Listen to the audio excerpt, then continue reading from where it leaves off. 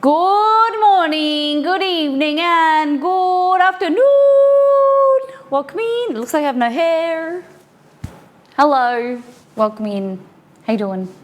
Happy Wednesday. Hello. How you doing? Today we are making a redemption from Liz called Lomo Saltado. Lomo Saltado. It is Peruvian stir fry. It's going to be delicious. I've got beef out, and it's got like tomatoes and peppers. No, but I'll be okay. Hey, Delicious. December 1988. Welcome in.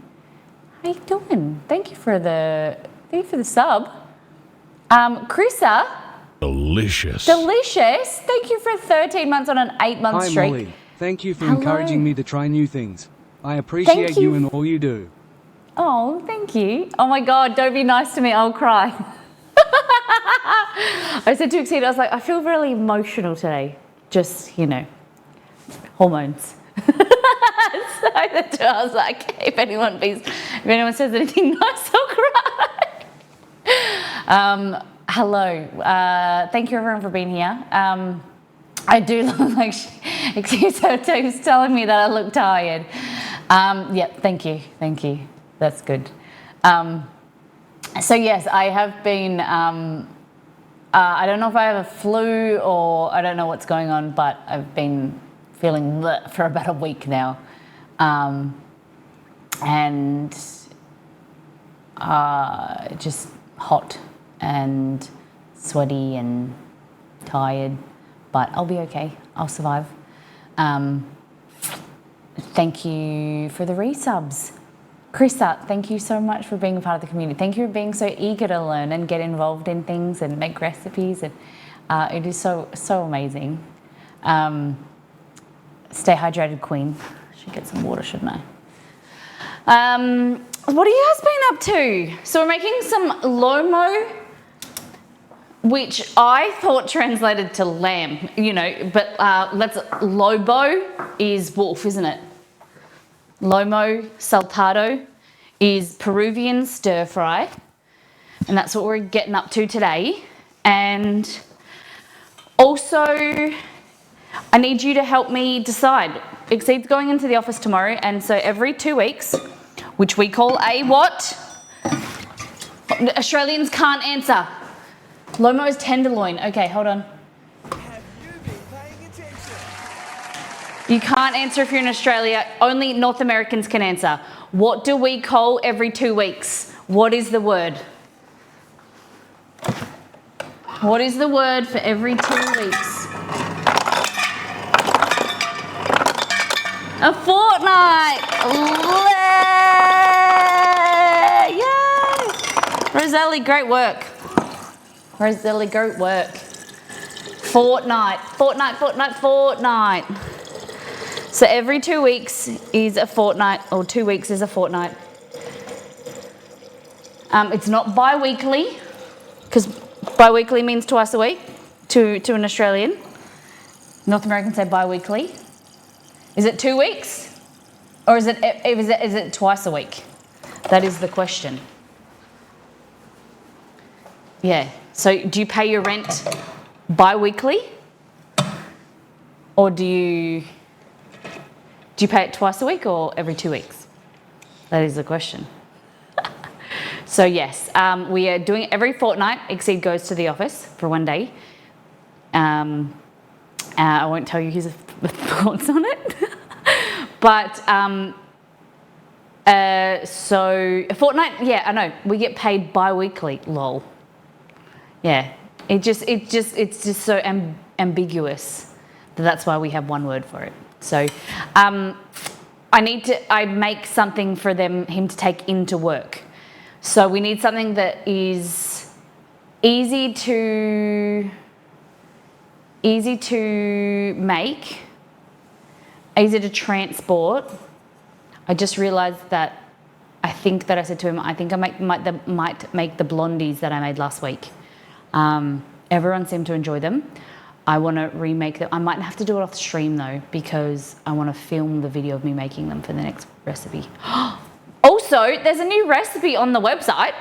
I uploaded a new recipe. It is a pineapple elderflower martini, non-alcoholic, but you can add alcohol if you want. It's very yummy. So it's just pineapple juice, a new mocktail in the recipe. Yeah, on the website. So it's pineapple juice, elderflower syrup, lime juice, soda water, or you can use Prosecco if you want to make it bougie, or you make like sparkling non-alcoholic wine. It's very nice, if I do say so myself. It's like light and fruity. There's some more coming up, but I've realized they're all yellow for some reason. All the mocktails I've been making are yellow. The next one is a passion fruit,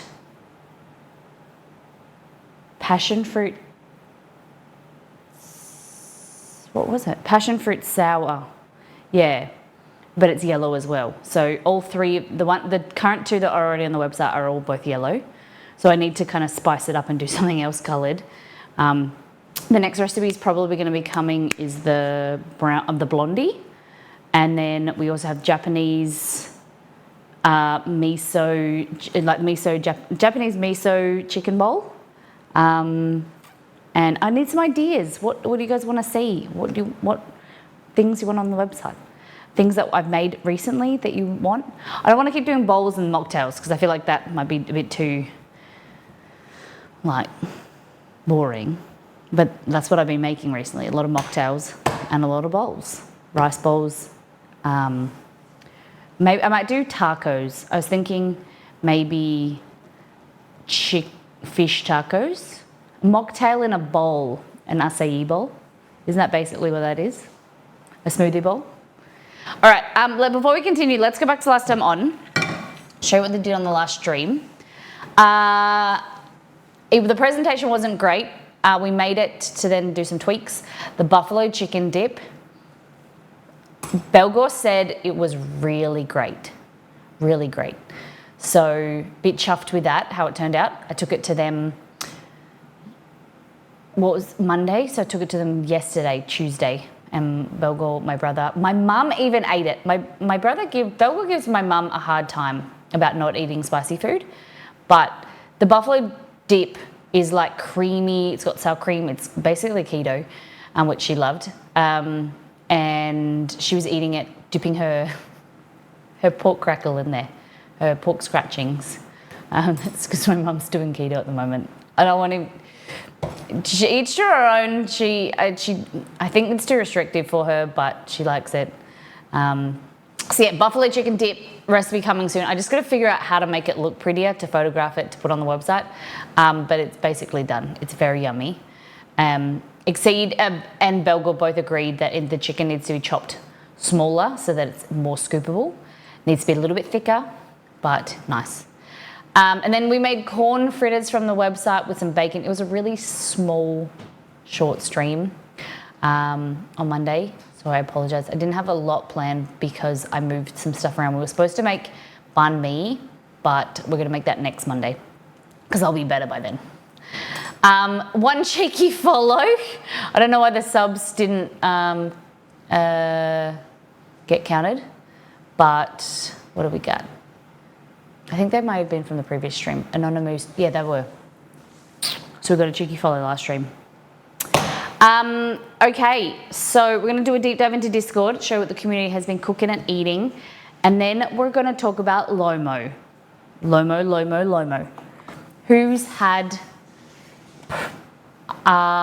what is it? It's not Peruvian food. South American food that isn't Mexican. People think that Mexico is part of South America. It's not. It's in Central America, but it is south of the USA. What kind of food have you had from Argentina, Brazil, Colombia, Venezuela? What have you had? This is simple but yummy Choco Crisp Cakes. The Bear. See, what are the ingredients in this? Is it like Crisco? Because we, in Australia, these are very popular. We call these cocoa, what do we call them?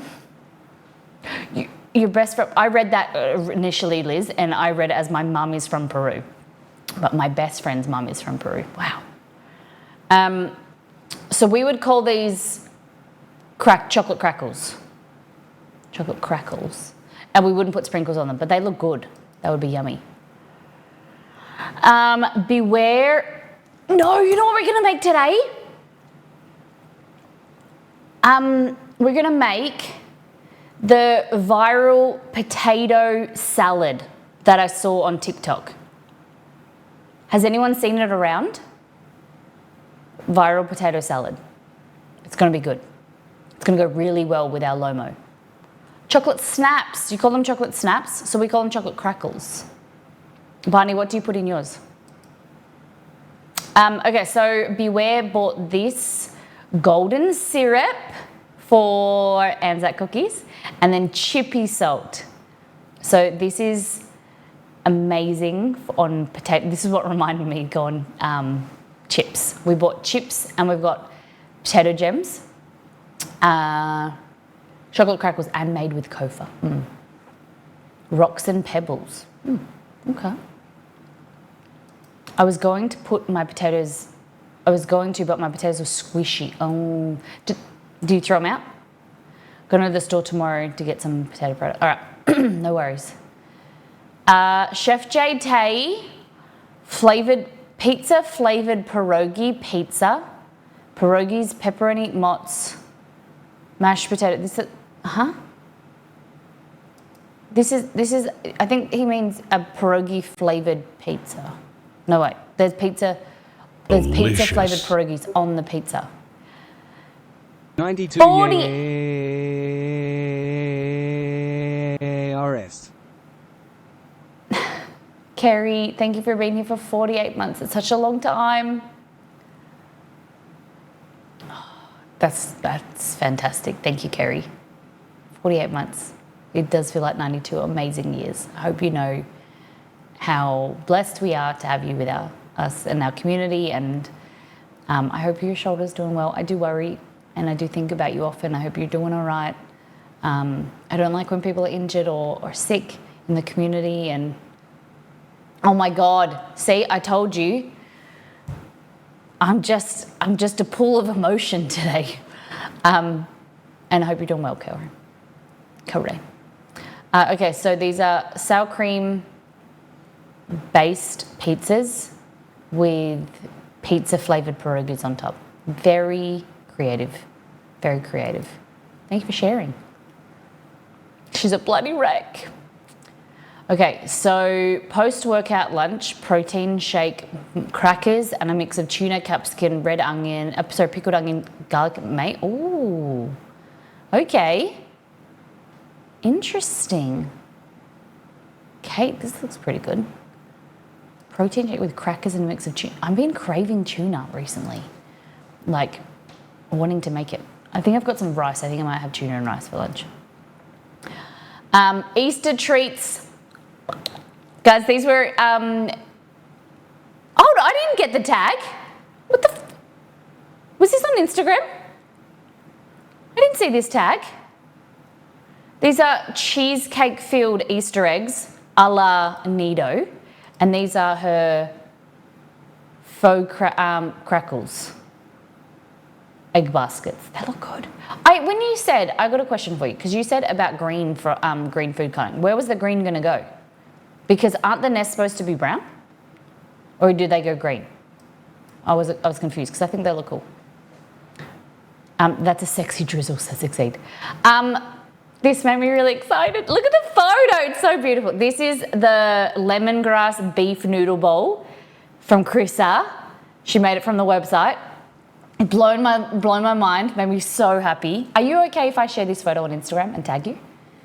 I think it's beautiful. And I just get so excited when you guys make my recipes, especially the new ones. There's quite a few that haven't been made yet, and I'd love for you guys to make them, like the chocolate slice, the Mars bar slice. I know there's people making them, but they haven't like commented or let me know that they've been making them. So I would like some. Please do. I tagged you on Insta. Amazing. Thank you. Okay. Super simple personal dessert, macerated raspberries and thinned out vanilla Greek yogurt on a toasted waffle. They look good. I don't know about the Greek yogurt. Like, I'm always a bigger fan of like cream or sour cream than Greek yogurt. I'm not a massive fan of yogurt, but that looks really good. Yeah. No syrup. I love the raspberries. They're fresh. You did amazing. That would be a perfect dessert. Okay. A mashup of Anzac biscuits and Rice Krispie treats. All right, I'll have to have a look at that. Thanks, Liz. Yeah, my original plan was to make whip, but I was too lazy. Oh, damn. Chef Negan smashed croissant, caramelized in local honey with avocado, feta cheese, and blistered tomatoes. That looks really good. I would like to see a little bit more of the croissant so that you could know that it was a croissant, because I thought it was toast. But that looks beautiful. Photo is really great, Negan. Thought you'd appreciate what the collages of the month is a Cubano. Ooh. Kolache factory. There's a place that only sells kolaches. Wow. I still remember the Jewel cooking stream when you made, Make with Molly, yes. Speaking of Anzacs, they're not even cooled yet. Oh, girl, they look good. Did you put chocolate chips in them? Yum. It is nearly Anzac time. Hey, Google, when is Anzac Day? In Western Australia, Anzac Day will be on 25th? Thursday, April 25th. Yep, April 25th, guys. Thank you, everybody.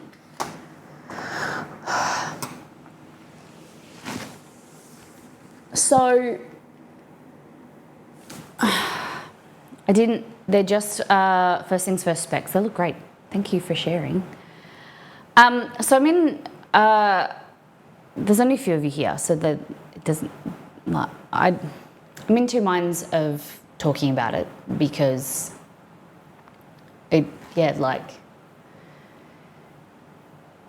I've been unwell the last few days and thinking that it may be morning sickness and possibly could be pregnant, but I don't find out for a few more days. But I'm trying not to get my hopes up, and it could not be. And emotions as well around this time, it's really shit. So obviously with hormones, when you at that time of the month, you get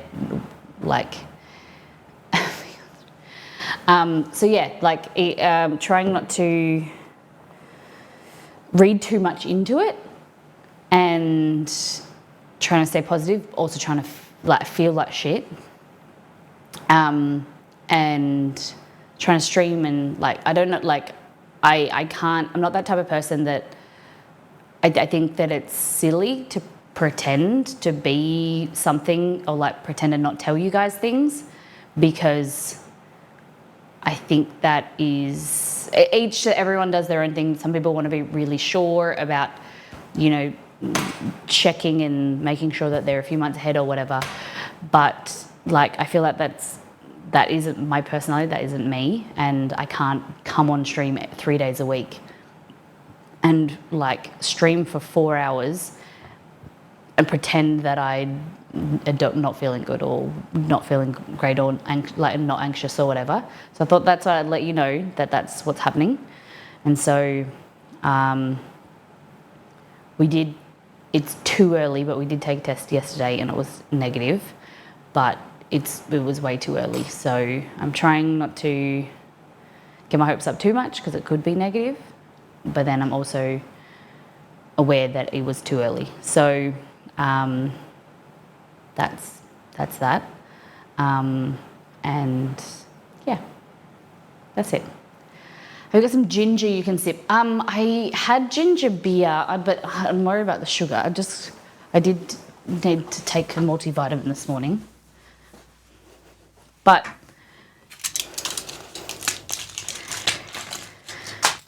this whole, if anyone's ever been through it, it's a really shitty process because you try not to stress, but then it's stressful and dates and times and meeting, and then like not getting upset because that it was negative, and then it will happen when it happens, and then thinking like, is there something wrong? You try not to think the worst about your body, and like.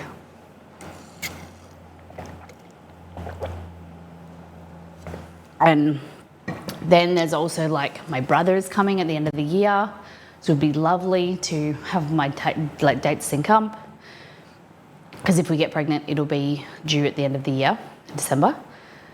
And like try not to put pressure on myself. And so I just thought that I'd let you know I'm a very transparent person. I don't,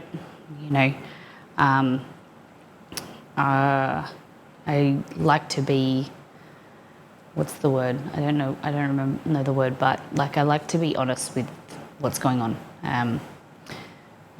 So I don't like, I get a bit worried about like, am I talking about myself too much? But that's why you guys come here. I am who I am, and so thank you for your support. I really appreciate it. Authentic.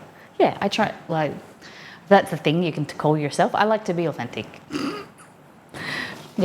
I don't know if wearing this makes me look like I have no hair. This or no hair? This. Maybe I can just be like what sushi you want today? You want aburi? You want wasabi? I can be a sushi master with all my knives. Okay, so when do you get a joke? Okay. Thank you, Antamina. Appreciate it. All right, so before we go into the Lomo, because that's the main event, right? That's why I always think in my head, there's a main event, and we've got to leave that like to last because the preparation and that is very short. It's pretty quick. So we're gonna make this TikTok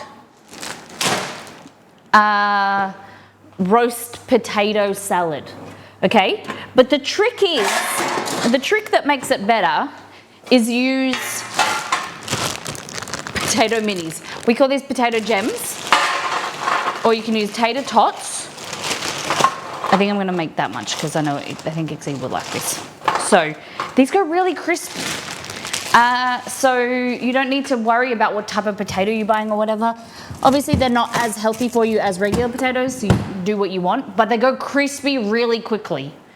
So what you want to do is you want to bake them, roast them, and then you want to smush them and then rebake them. They'll go really crispy, and then we're going to create like a really nice herbaceous creamy sauce to go on top, which I don't actually know what it is, so let's watch it on the talk. Okay? Potato gems are my comfort food. Whew. Okay. Where is, maybe it's on here. While we're here, can someone teach me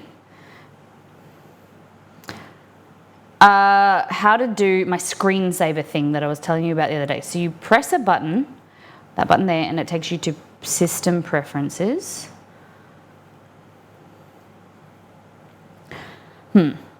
Oh, that smells gross.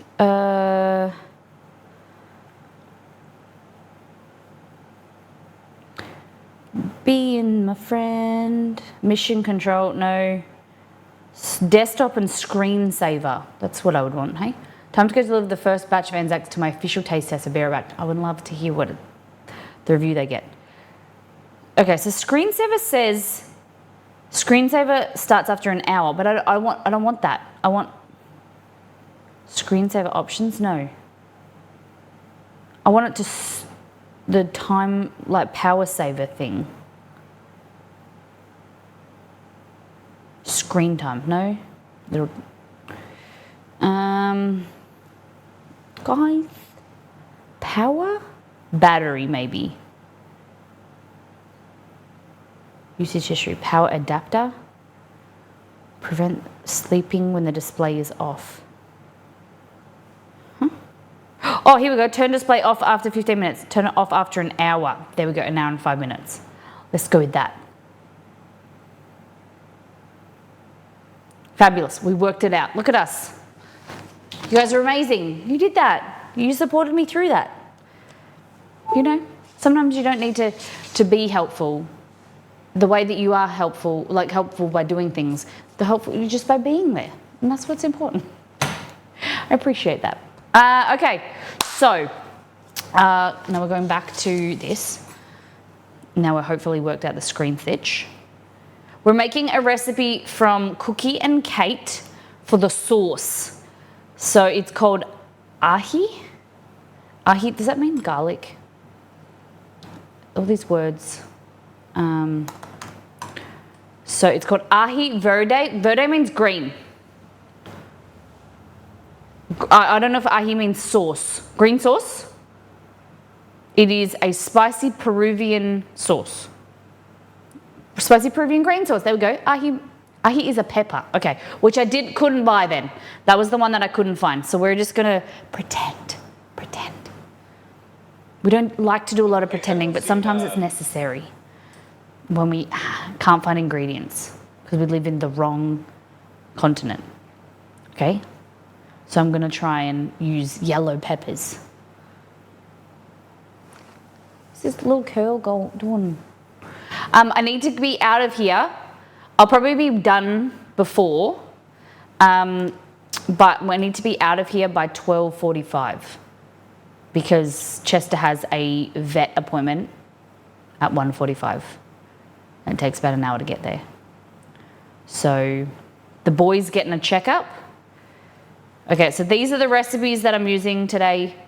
The spice jar from Lomo Saltado and ahi verde. You know, I speak Portuguese. It's a little bit different to Spanish. So I don't really understand Spanish sometimes. It's another kettle of fish. Okay. I've still got a recipe up here. How to make kolaches. Okay, so we want to go there. And who's interested in potato salad? Has anyone seen the TikTok potato salad that I'm talking about? Anyone seen it?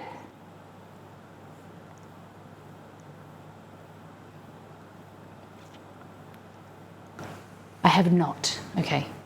So, who is on TikTok? Because I ask very nicely and kindly, if you see some cool things on TikTok, please tag me so we can write them down and maybe make them on stream.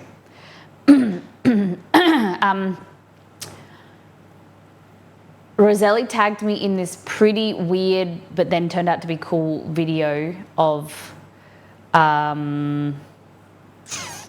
can't explain, like it was like this thing all you saw is get wrapped in rice, wrapped in seaweed paper, and then this is up your alley, Nito. It was dipped in batter and then deep fried. And I thought, oh, that looks disgusting. But then it was cut in half and it was like a sushi sandwich.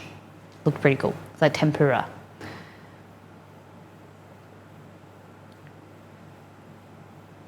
Yes. And I'm surprised you didn't actually ask. This is our Easter eggs. We tried to get rid of a lot of them. This is what we've kind of got left. Still got the Butterfinger. These are really good. Exceed doesn't like them as much, but I'm a big fan. Oh, do you know what needs to go in there? Because, you know, we deserve it. I would try not to open them and try to avoid them being here, but, you know, fuck it. Deep fried nigiri. Onigiri. Yeah, I'll show you it. Let's look at TikTok. There we go. I didn't want to open them, but now we're going to. Because you can't tell me that these are the best Christmas, Easter, every time gift. These are the best chocolates known to man. You can't tell me that there's anything better than a Ferrero Rocher. Like, usually Ferrero's mean Christmas to me, but now they've started to become Easter. They're just the ultimate, like, chocolate hazelnut treat. Crunchy, they're smooth, they come fresh. They're not fresh. They're so good. So, We also had these. These are the biggest ones I could find. Because I expected Nito to be on stream on Friday and asked me to deep fry it. And she didn't. So she missed out. Oh, I should not have eaten that.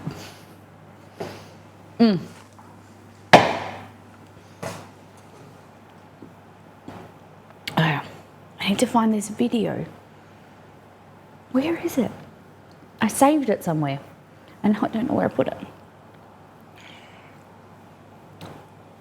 We're just gonna have to go into the wilderness onto TikTok and search for it. What could go wrong? I got a bag of those next. Okay, we were discussing this. I thought maybe it's Australians. Cadbury mini eggs or Cadbury chocolate taste different this year. They don't taste very good.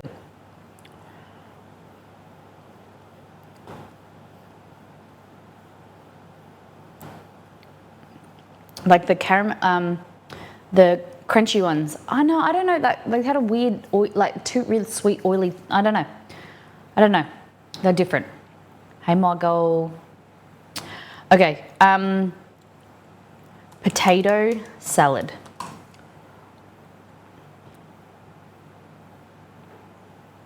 Oh my goodness.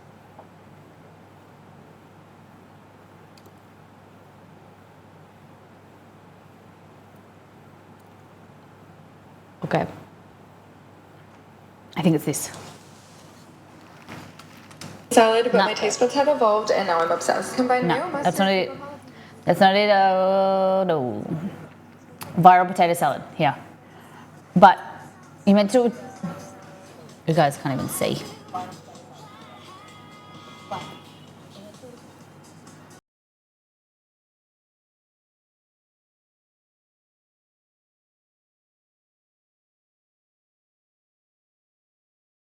Travis. Uh-oh. So, are you using potato gems? Let's find the potato gem ones. Oh God, I am speaking. I thought. Oh, that's my menu for next week.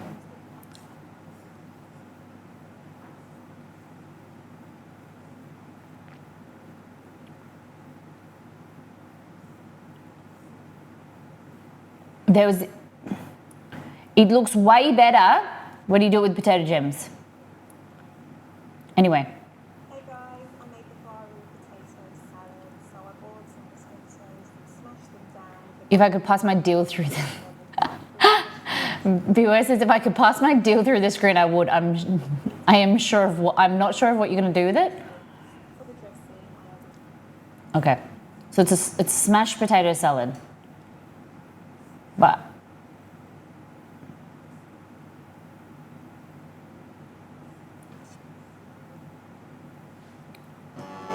Darling, darling, darling, there's no need to worry. It's just a couple things. have you seen those videos of? I've only seen men do it, but like they do really sexy cooking videos. Personally, it kind of like I don't know. Nah. Sexy cooking. I don't know. It's a bit cringe. I don't know what to like. There's a person. Does anyone know who they are? Does anyone know anyone? Men sexy cooking videos. Men sexy cooking videos. Cursed horror cooking. Okay. Yeah, this guy.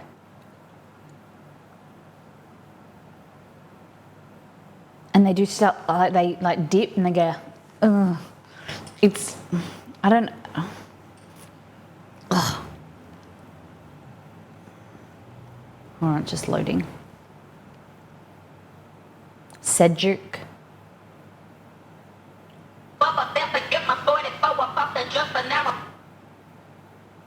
Look at this.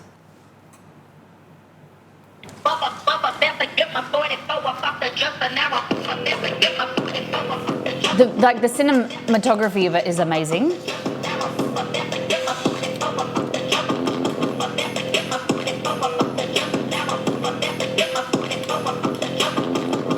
And then he gets naked. Like, surprised he wasn't taking his shirt off. Cinematography is incredible.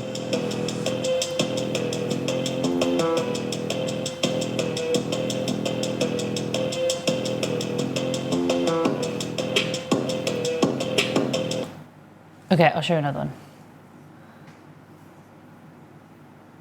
I don't spend a lot of time on TikTok, but I saw it on Instagram, but I assumed it'd be on TikTok too.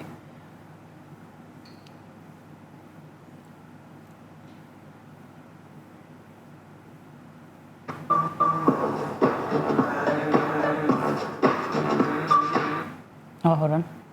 What just happened?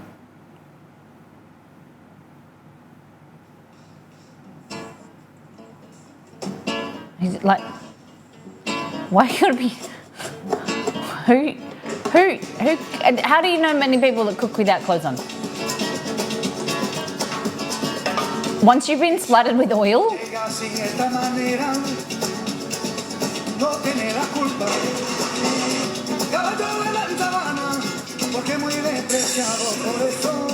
he's not bad, but like I've seen really like sexualized ones. Maybe try this one.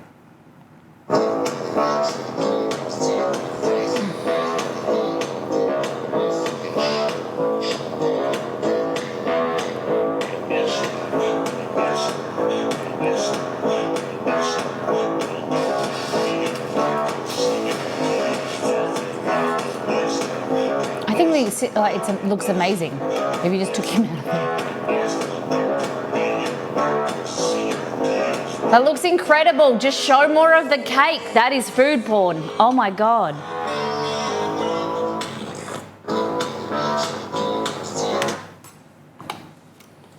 What do you think? I feel dehydrated at least.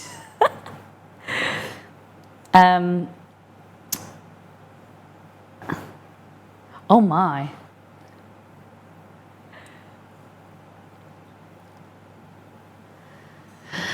Yeah, just keep it at food porn, you know? Right? Okay.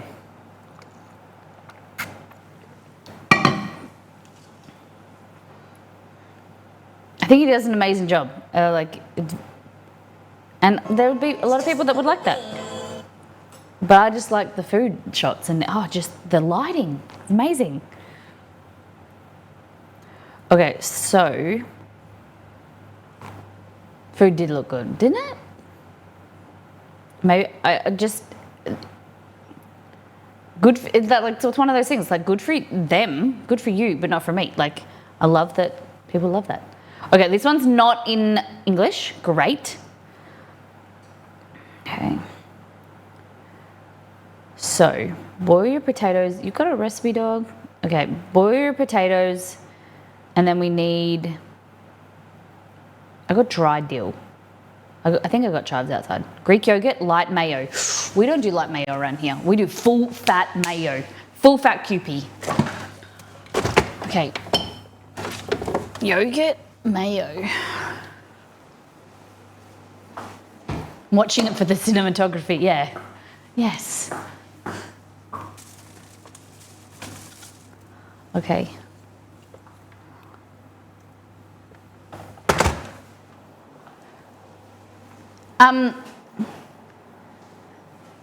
Guys, can you ask mods? Can you ask Exceed? Is the playlist like stuck on pink? No, it's not. Maybe there's just a lot of pink on there. Okay, so we have light mayo, lemon, salt and pepper. Okay, we're making something fun. We're learning from a video. Mayo, yogurt, red onion,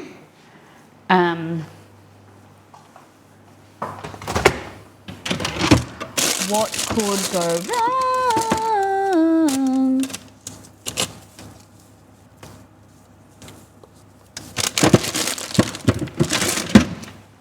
Lemon or lime? Let's go lemon. Okay.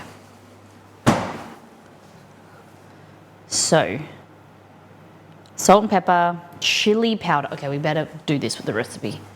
We better cook along. Oh, it's like an igloo in here. It's amazing. Okay. A work webinar. How dare they schedule that on the same day that we're making potato salad? How dare they? Okay, so do we like it saucy or do you like it drier? So we're going to go with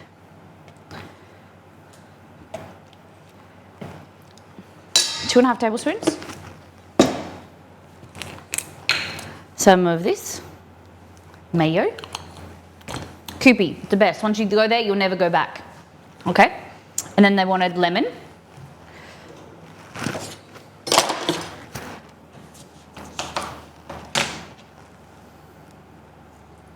Like that. We're going to go in with some salt. And some pepper.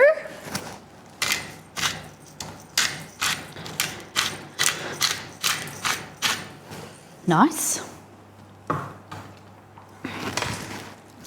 hope this continues where, like, eventually if I do have food aversions, right, I can just be able to keep cooking and just not eat it. That's what my hope is that I don't get sick and I can just cook for things that you guys might like and I follow a recipe or something, and I just don't eat it.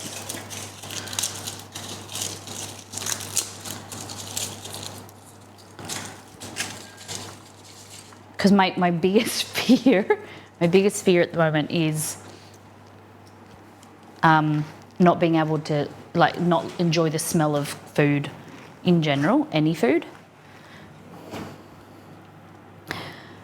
And then we'll just have to like do knitting for 3 months. Knitting with Molly. You know? We just have the best knitting stream around. I'm always a saucy lass. I love saucy lasses. Saucy lady. Okay, this is making me way too cold.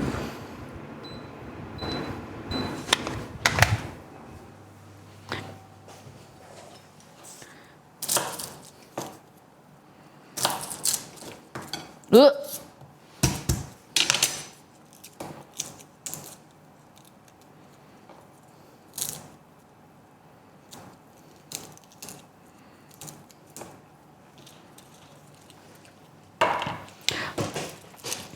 Okay, I'm very conscious of like talking about baby stuff, you know, for some people. So feel free to tell me if like it's not right or whatever. While I'm not pregnant, I want to ask the question because by then it will be too late because I'll tell my family before I tell you guys or confirm. Has anyone seen any cool like announcement, like ways to do announcement and things like that? Oh, that's really good by itself already.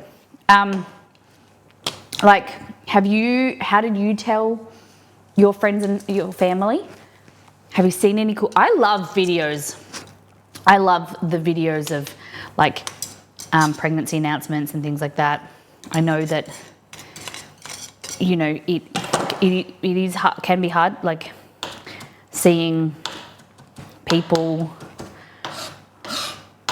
Like we've only been trying for a few months, but seeing other people get announced, there's a tinge of like sadness that it's not you, but I'm always so excited for other people. Since the start of the year, 6 people I know are now pregnant. And I was always what are the cool ideas? How do you guys want to be surprised?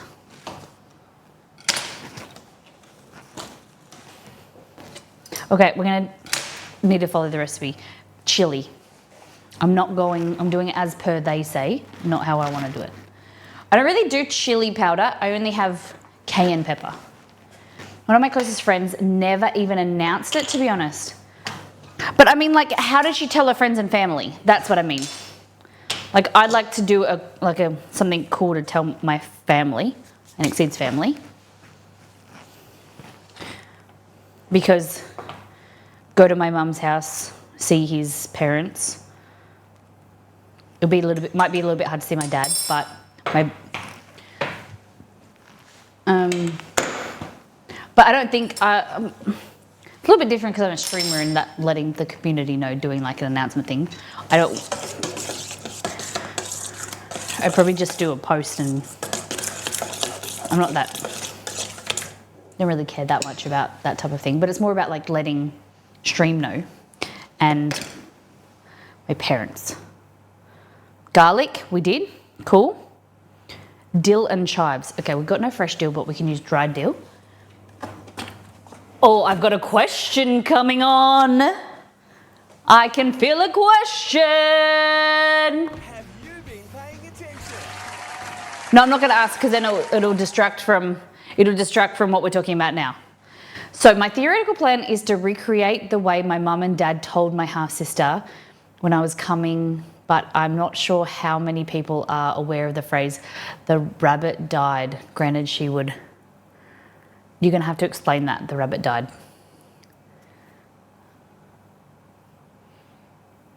Granted, she would, but that's all that matters. That's fantastic. The friend who underwent IVF just sent us an ultrasound video. Oh, I think that's what I'll do with my brother and sister-in-law, is just send them, like, just do a video with them and then just be like a video call. Okay, we're going to add some dill. And the question I was going to ask you, but I'll just tell you, is when you're using fresh to dry, so say the recipe calls for fresh, but you only have dry, you need to use 3 times less dry than fresh, because as things dry, they reduce in their size, so it's more intense flavour here. But also, you just got to monitor it, because sometimes like this isn't as potent, it's not as strong, so you might need to add a bit more. But a rule of thumb is like 2 to 3 times less. So that if you're wanting a recipe calls for dry and you have fresh, use 2 to 3 times more. Cool. My sister announced to my family by setting an extra place setting at the dinner table using a set of Peter Rabbit dishes we all used as children. Oh, I love that. That's very cute. I like that. That's very sweet. So apparently in the early days of pregnancy, oh yeah, I thought that I recognized it. The rabbit died, yeah. So now you've reminded me. So apparently in the early days of pregnancy tests, they would inject a rabbit with something from the woman, and if it died, you were pregnant. I don't know if they still use that phrase. So they gave her a card where there was a rabbit on the front and a tombstone inside. They had to explain it to her. Hey Google, what is the expression, "the rabbit died"? According to Wikipedia, the rabbit test became a widely used bioassay to test for pregnancy. The term rabbit test was first recorded in 1949 and was the origin of a common euphemism. The rabbit died for a positive pregnancy test. Okay, so as well, there was also, if you guys have seen, Venba did a lovely form of pregnancy announcement in the game. Can you remember? Can you find out? So in the TV show, the lessons of chemistry. Can you guys, have you ever seen that? She did. It had to do with fish, if I remember correctly. She like injected the fish. Is that right? Right. She injected the fish with her urine or something.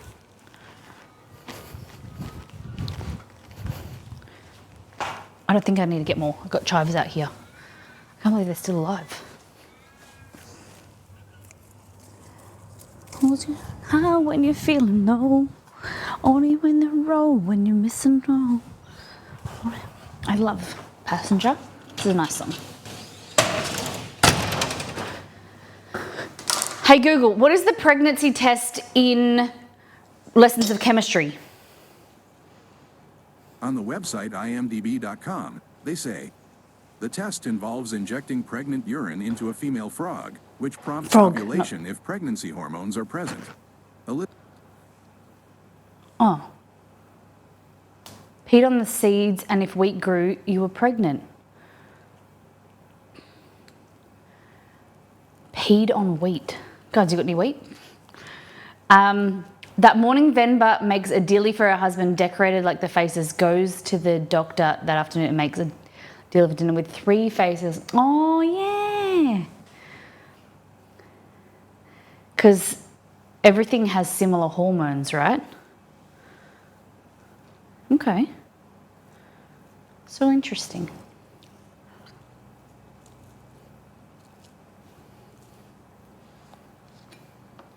I'm also hyper aware that like this type of conversation there might be people that are uncomfortable or makes them sad and things, and so I don't. Are you gonna do a pregnancy test with the food on trim? Probably not. But you know, then I can't also like it's an exciting time for us and something I want to discuss and things like that. So please know that my thoughts are with you, or I'm aware. I don't like to talk about it all the time, and that might change if we do. But yeah, I am aware, and I love you, and I thank you. Surely a play on bun in the oven. Yeah, well, you guys will have to wait and see when the time comes, won't you?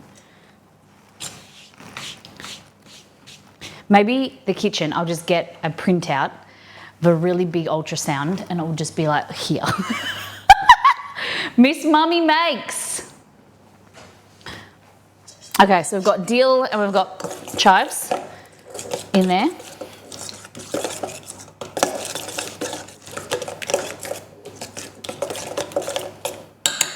Like that, have a taste. Oh, it's very... I broke my own rule. You know when you're making a sauce and I say to you guys, 1 clove is enough with garlic when you're using it fresh? I did 2, and it's a bit heavy. Hopefully it will like settle down. So we added dill and chives. Oh, celery and bacon. I don't know why I'm pronouncing it like that. Okay. Shoes and socks. Oh man, I gave the last 2 pieces of bacon to Chester, so I'm going to use chorizo. That is what you call thinking on your feet. Thinking on your feet.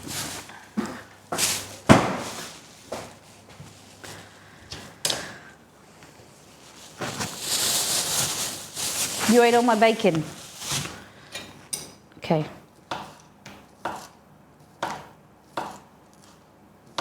Treats will be good too. You could make some fortune cookies with the announcement of them. I like that idea. The thing is that my parents, all my family know that we are trying, and they know that it is this week, like that we find out. Like, so like if I come over, I think I've kicked myself in the feet. Like this is the complete wrong term. That doesn't even make sense. Kick myself in the feet. I mean, like I've shit myself. Nope, that's not the right thing either. I've ruined the opportunity. Because that's the thing is, I don't even know where that came from. I apologise. You shot yourself in the foot. That's it. I haven't shit myself. I haven't kicked myself in the feet. I shot myself in the foot.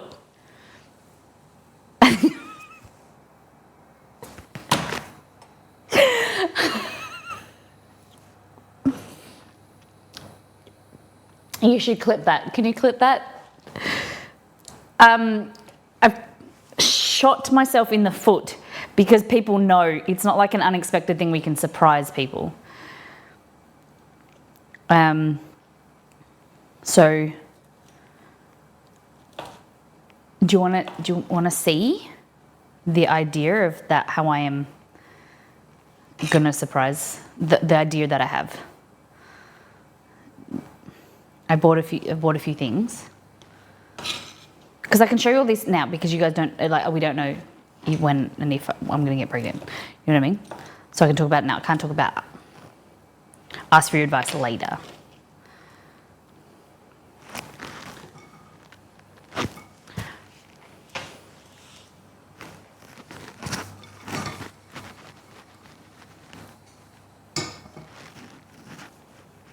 Okay, celery.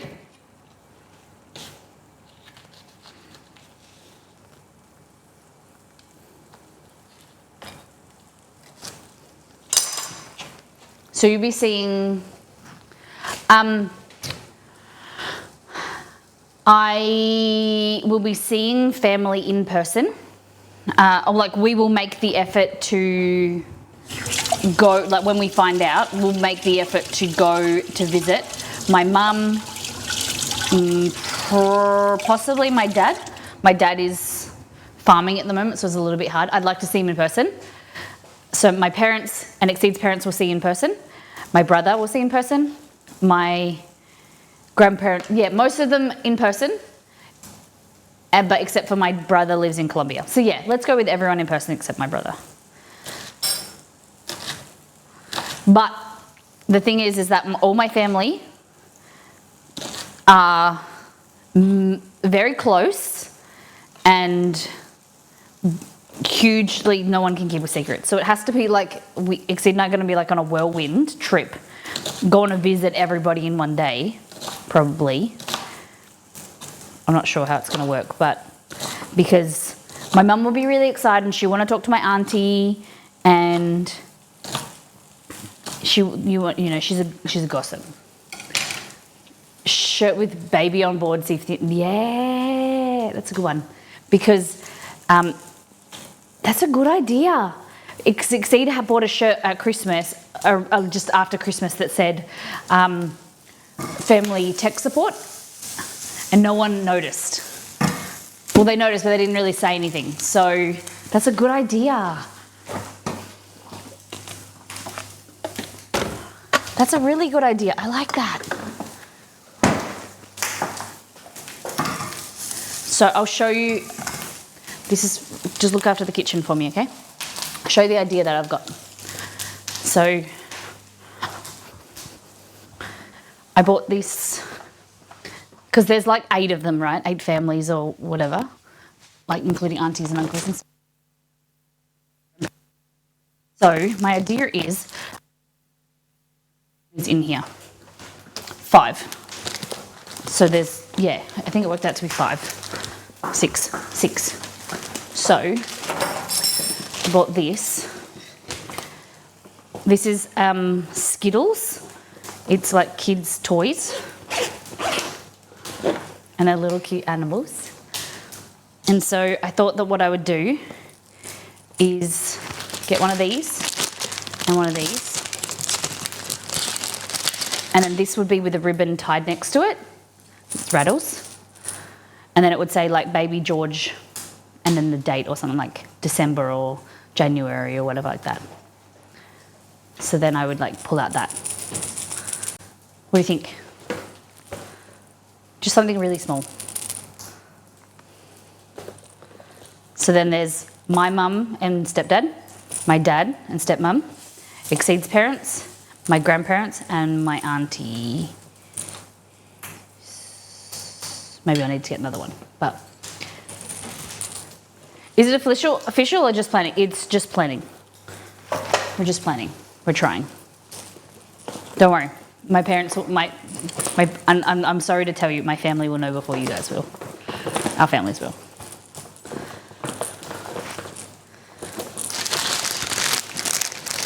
But yeah, I thought that was cute.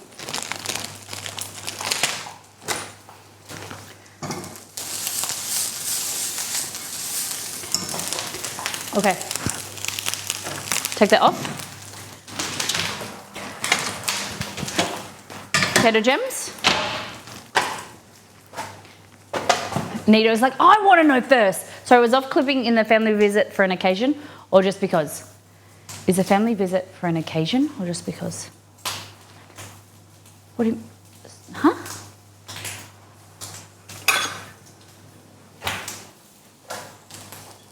Like when you see them after... Oh yeah, it'll have to be like we're just calling in or something. I just go to my mum's house all the time. Molly, are you going to have a dono goal to let chat name the wee one?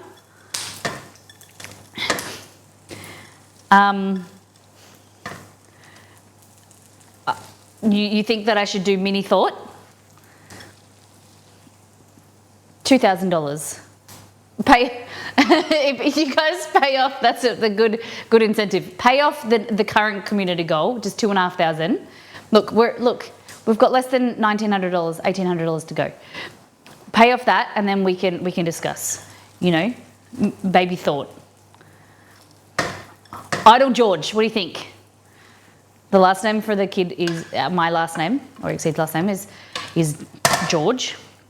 So we could have Idle George or Crazy George. Beware George. I do have an idea. Tell me. So just smooshing these, oil the bottom if you need to, if they're sticking, or just do this.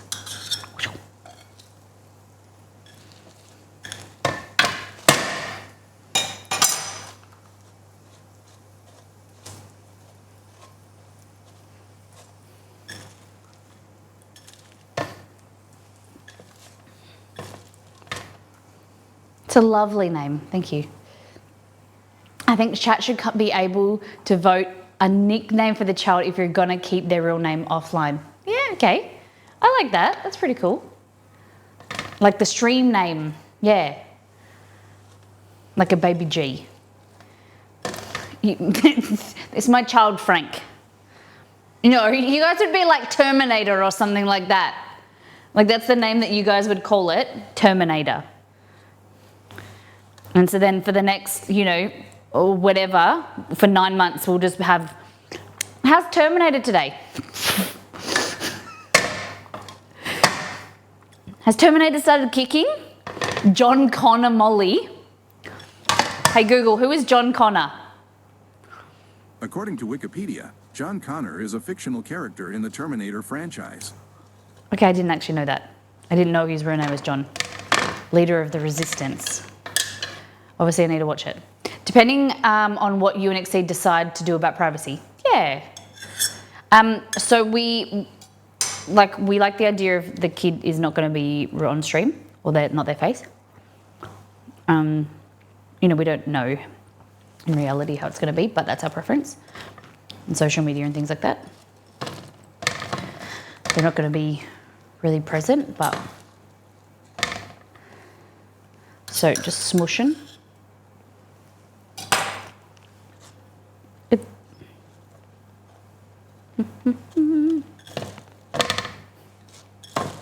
So you just want to smush these, and then we're going to roast them, and they're going to go crispy. So cool. Cool. Delicious. Delicious.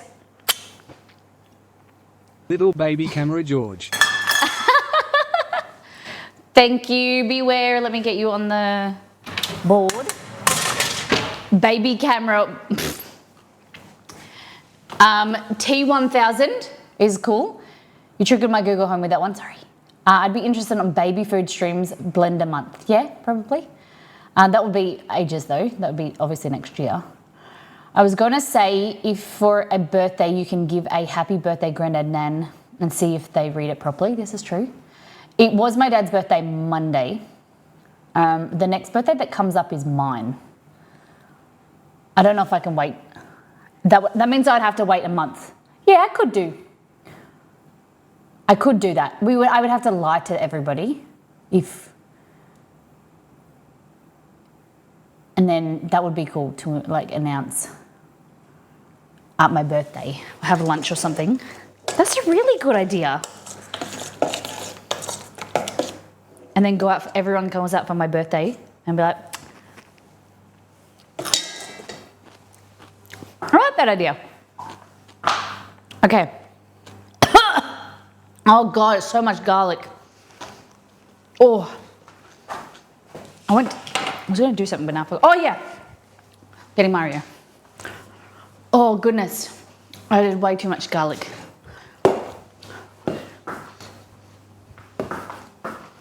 Beware, thank you for the $5 towards the community goal. We're one step closer to the camera. Lens.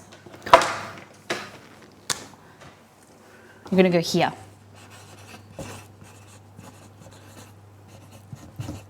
Thank you very much. There's no world where I don't see you becoming a mummy vlogger. Oh God. No, nah. If you see my social media, I don't think of my life as that interesting to share much. I'm very, my personal stuff, like I'm very inactive on social media. We need more chorizo, I think. What do you think? It's gonna be good.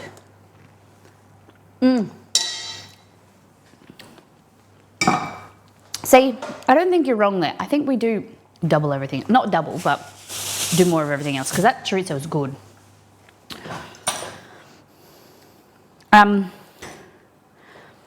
Like I don't want to change too much of what I do on stream. There might be some baby food or things like that discussion. And I think your community changes with you and evolves with you. There'll be people that aren't interested in, it might be too raw for people that, you know, or they're not into kids or discussion about kids, and then they're not into that type of thing. There'll be people that come into the stream that enjoy that talk. So I think that I'm okay with that, you know. I'm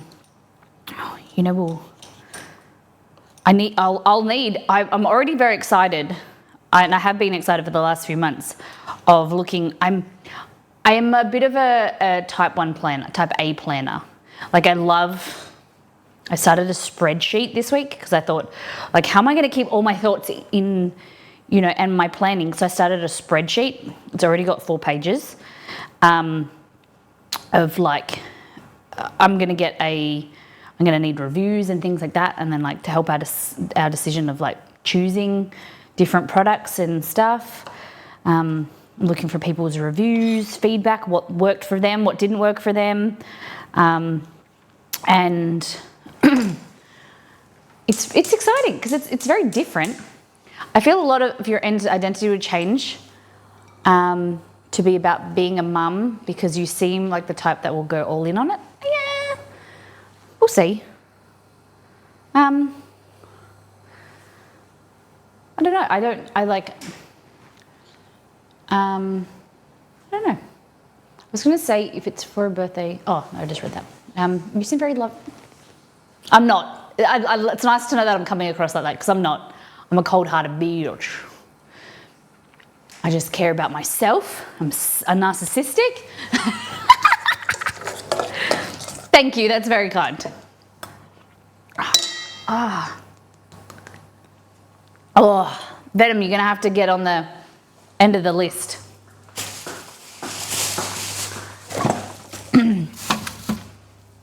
Get at the back of the line, brother.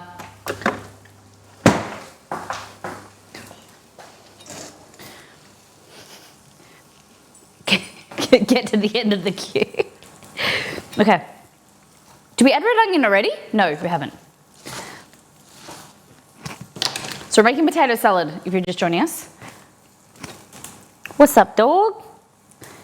Have you had your chemo today? Has Papa given you your chemo? How rude. Romy's here as well. They can smell the chorizo. 1 chorizo, 2 chorizos.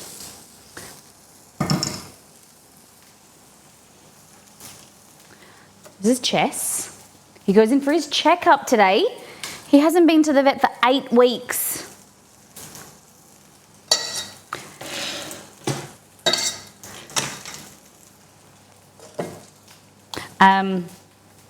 And so I'm gonna add some more, kind of, if you got some too spicy, add some lemon juice.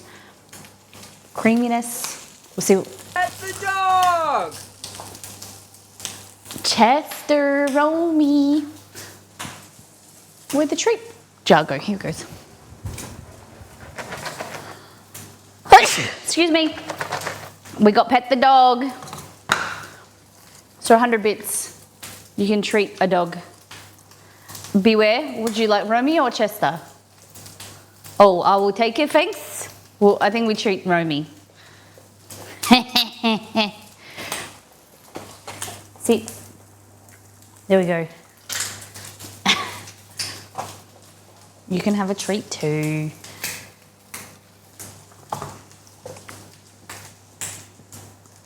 Good boys. That's it. No, it's okay. I was just tricking.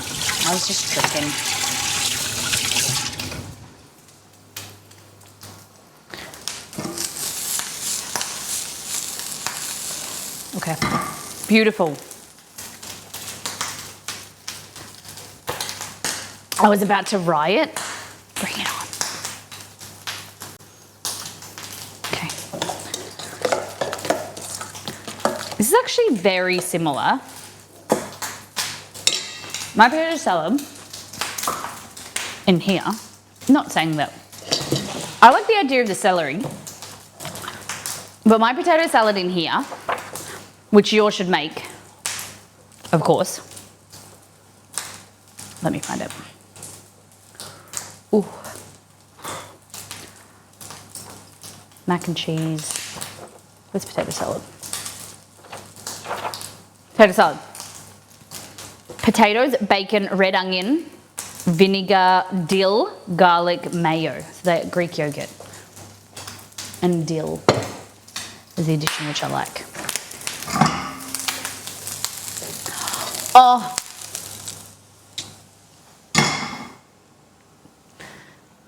I mean, I'll throw you and Exceed money all day, every day, but to treat the boys, I'll sell a kidney if that's what it takes. It's very sweet. I couldn't see the chopping board. Yeah, because it's white. Like you Matilda'd that knife. I forget that is hard to see. It's like an illusion for you guys. But I use all white chopping boards, or plastic. It's not that they don't really need to be white, but I just use plastic chopping boards now. They're just easier to clean. I try and minimize dishes that can't go in the dishwasher. Okay.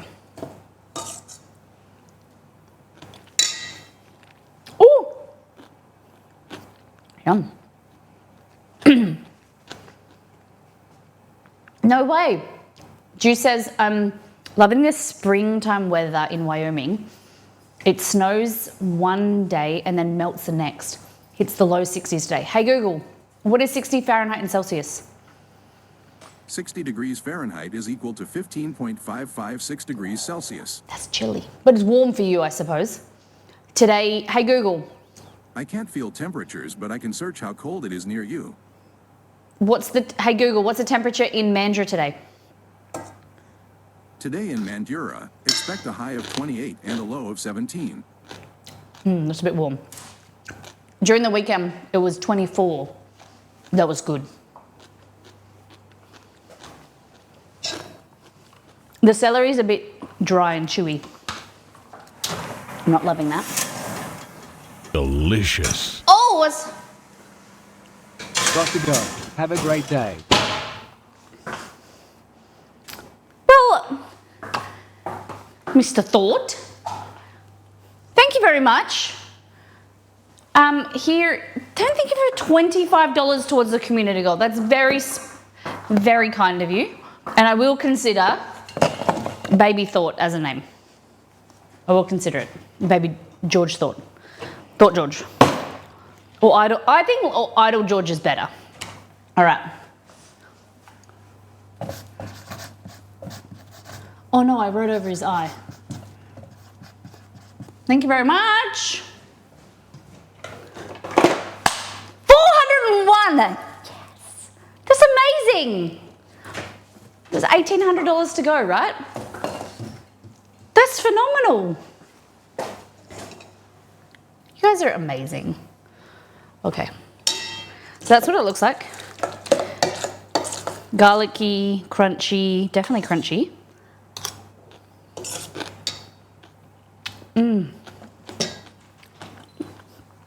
18% of the way. We're getting there, guys. Guys, my screen went black again. All right, so let's add some celery leaf. I don't got no celery leaf. Bacon. Cucumber. Okay, we need cucumber. Cucumber. I've always wanted to go to Wyoming. Sounds beautiful. Wyoming doesn't, guys, has anyone been to Wyoming? Obviously, other than Juice.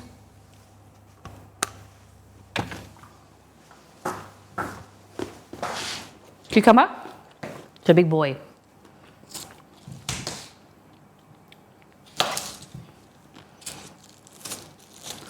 Or girl.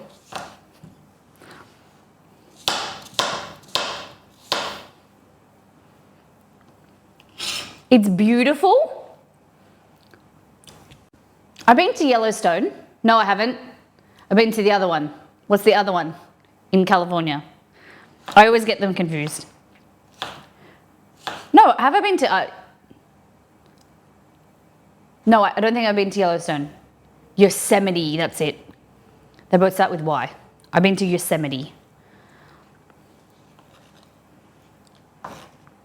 Wow. Do you have horses? Is that... I just feel like everyone in Wyoming has horses. Do you have horses? I know that's a generalization. That's why, like, everyone's saying, in Australia, do you ride a kangaroo? Fun tip, Yellowstone is actually a super volcano. I have, it's more like a fun fact, not a tip, but I have seen the videos of, like, the coloured water and things. Is that Yellowstone? It's super acidic? Am I thinking the same thing? Okay, so we got cucumber. We're just dicing.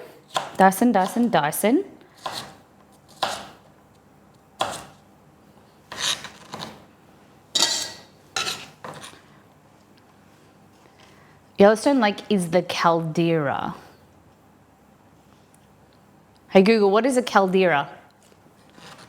According to Wikipedia, a caldera is a large cauldron-like hollow that forms shortly after the emptying of a magma chamber in a volcano eruption. Then we know. Fun facts from Juice.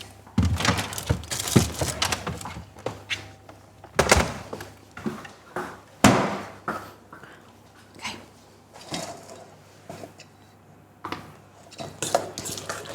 So this is the viral TikTok salad. Okay, we're trying it out.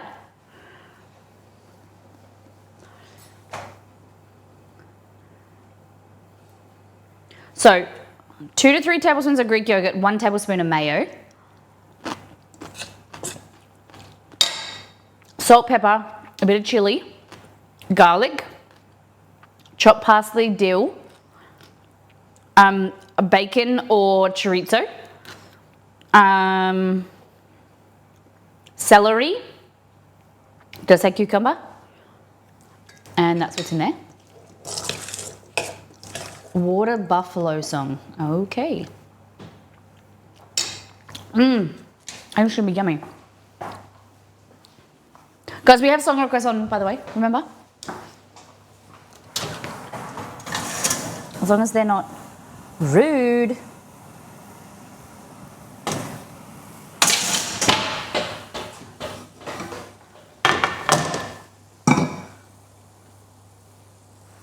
Oh, hold on. What is this?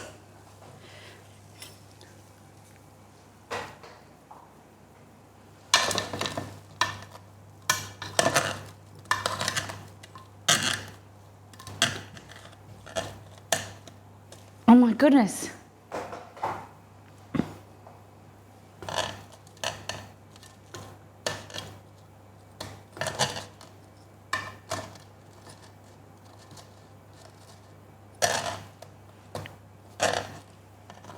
Okay.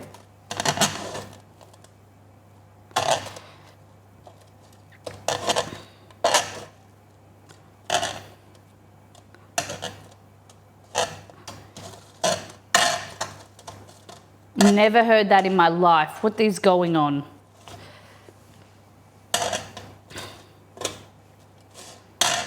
The kangaroo. All right.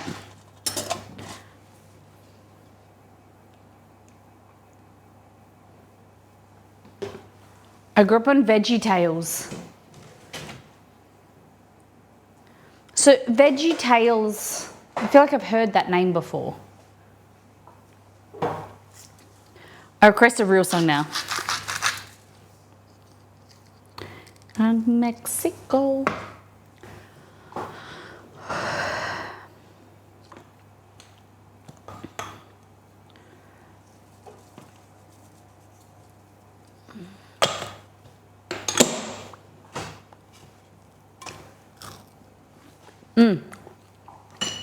They're good, they just need to get crispier.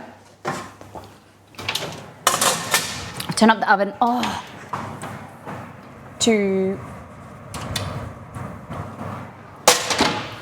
230, so 440, 220 to 440 Fahrenheit. Okay.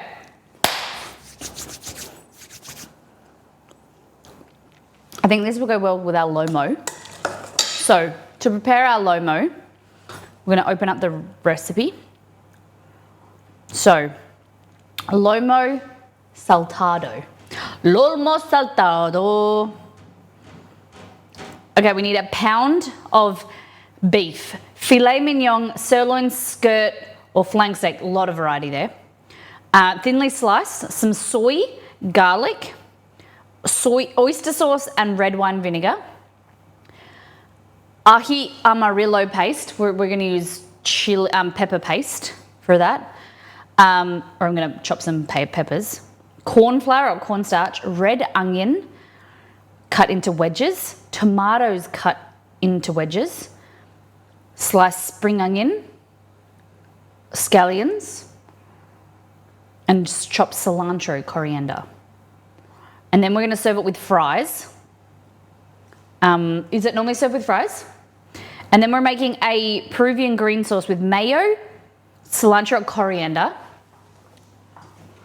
So I think we should make that first, our green sauce. So into here, we need coriander, cilantro, jalapenos, garlic, Parmesan or cotija cheese, and then lime juice, sea salt. Always fries. Okay, well, I'll get the fries out because Ixie will like them. I bought Bird's Eye Golden Crunch. They say thin and crispy, but I'm just feeling them and they're not very thin. They're a bit chunky.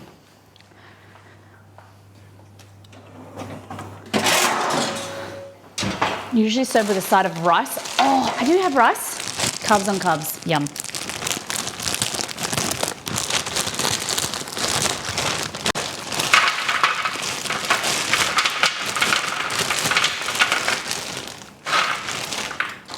Too much.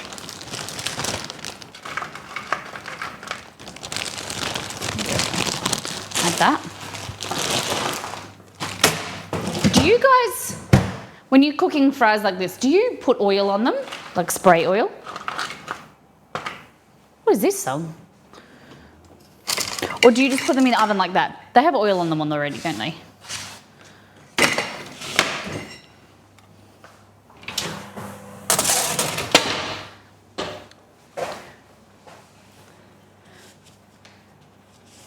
Peruvians might be very at home with the very Midwest chicken and noodles with mashed. Oh my goodness. Hold on. Chicken and noodles with mashed potato? I've heard of just chicken and noodles and that seemed like carbs and carbs, but with mash? That's interesting. Hey Sam, how's your week been, Sam?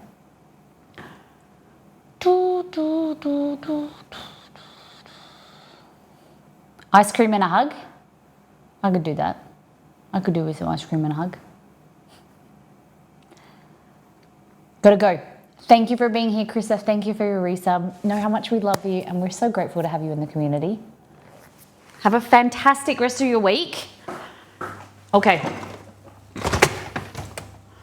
So the things you'll need is coriander or cilantro and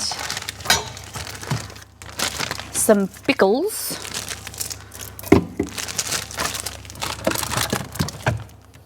I cleaned out and organised my fridge. Now everything's disorganised again after a few days. What the heck happens? Okay. You guys seen one of these? Look. Your pickles, or jalapenos here, and now they're easy to pick out. Pickle, jalapeno. Look how good that is. Okay, so I'm gonna go with a few jalapenos, not many. I really wanted one of those, the Kmart. They're like $7 or $12 at Kmart. They're so good. Hey, Guinea. It's clever. Yeah, and then when you're finished, now it's back in the liquid. It's pretty cool, hey? We really like it. It does take up more room in the fridge, but it's very useful. And then it also, you can make it like it's got a filter in there if you want. So it can like filter all like the seeds out or whatever.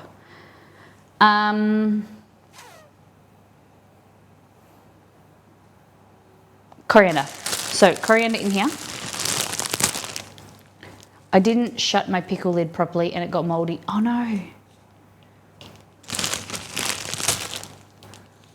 I had jam on the bench and it was making a weird noise. Delicious. Neo, thank you for 9 months. Heart, Miss Molly Cookie Heart, Miss Molly Cookie Heart, Miss Molly Cookie Heart. Thank you. Neo, it's lovely to have you for 9 months. Thank you for supporting the channel. Thank you for being here. Thank you for a pineapple. You call it coriander and not cilantro. Yes, it's coriander. AKA cilantro, but you do you. Okay, so in here, mayo. Oh. I think I might take, I think for streams, this persists. Do you think? Lauren George.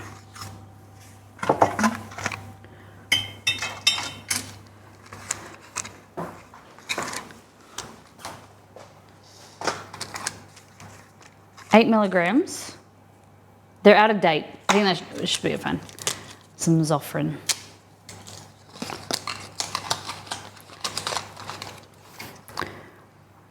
Place half a tablet, half, on the tongue twice a day. Okay. Yeah, the Americans confuse me. Well, you know something else? You can't have it, Doug.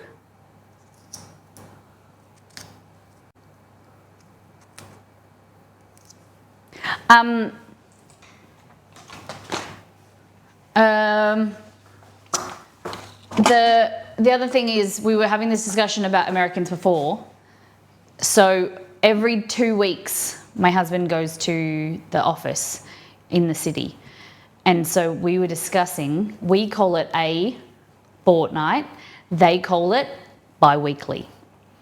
But bi-weekly also means twice a week. So like I could be your landlord and I could say, okay, your rent's due bi-weekly. And I might mean twice a week, because I'm a bitch.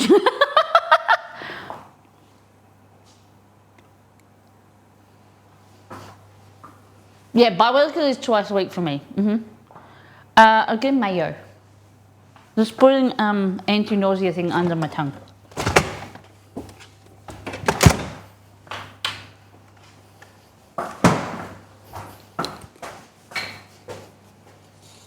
Put some in here. This is gross. Oh. Oh.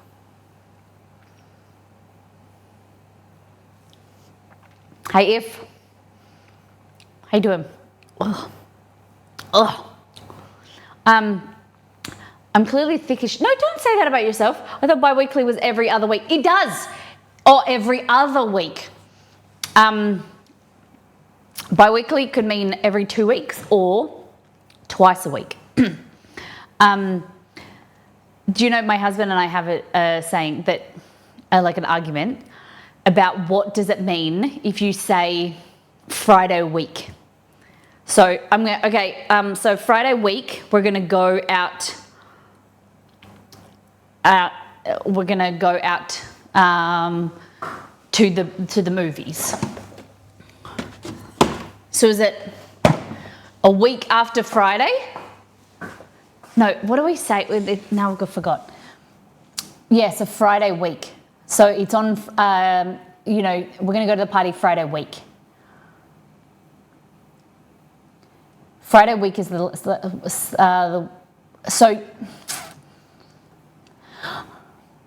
is it Friday next week or is it a week after Friday? Friday week is Friday next week, yeah. It's Friday on the following week. It's like saying not the Friday, but the next Friday, yeah. Next Friday, yeah. Or Friday after next. No, that's the thing, is Friday after next. That's what, yeah. So so Friday after next, for me means not this, this Friday coming, it's the following Friday. I returned from the webinar Purgatory, welcome back. What would Friday after next mean? Friday after the next sounds like a B movie. Horror movie, it does. I'm surprised yes to coriander won so easily. Normally coriander is more divisive, yeah. Nobody says Friday after next. You're making words up now. Maybe. So jalapenos, coriander, cilantro. We're gonna add garlic. Oh, we're gonna finish off our potato salad now. I know we're a bit all over the place, but okay. These are all really crispy, smashed potato gems or tater tots.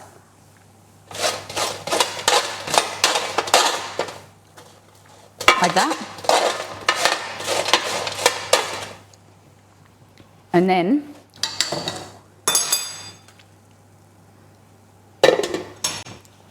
well,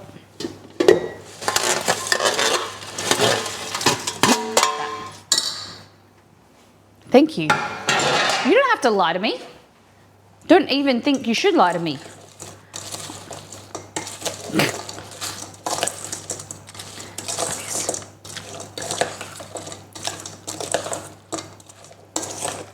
This is the potato salad from the Tok.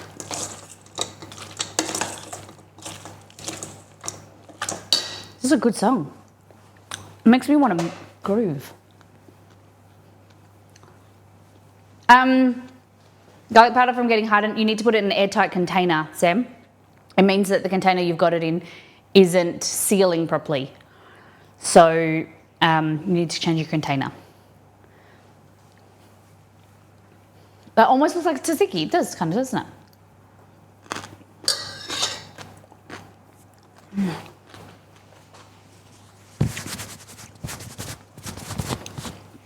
I'll just get food on myself. All right, let's try this. I need a... like this. Crispy potato with our...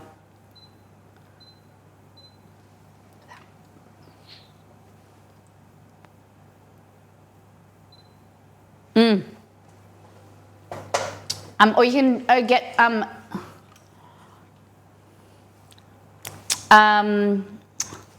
unless you've got a blender, unless you have a blender, Sam, I don't think it's going to dehydrate or break up. You can get, rather than garlic powder, garlic. I'll show you what I've got.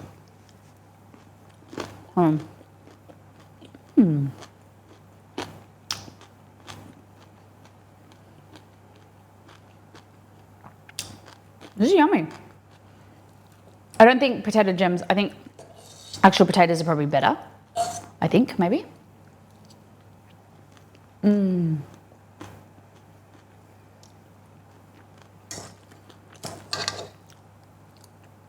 Wow.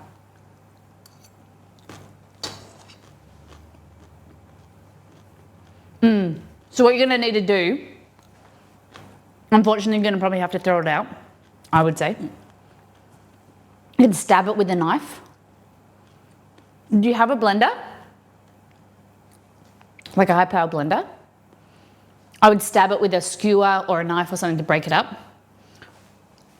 Yeah, so I don't think, I think, for all intents and purposes, that I think that you're gonna have to throw it out.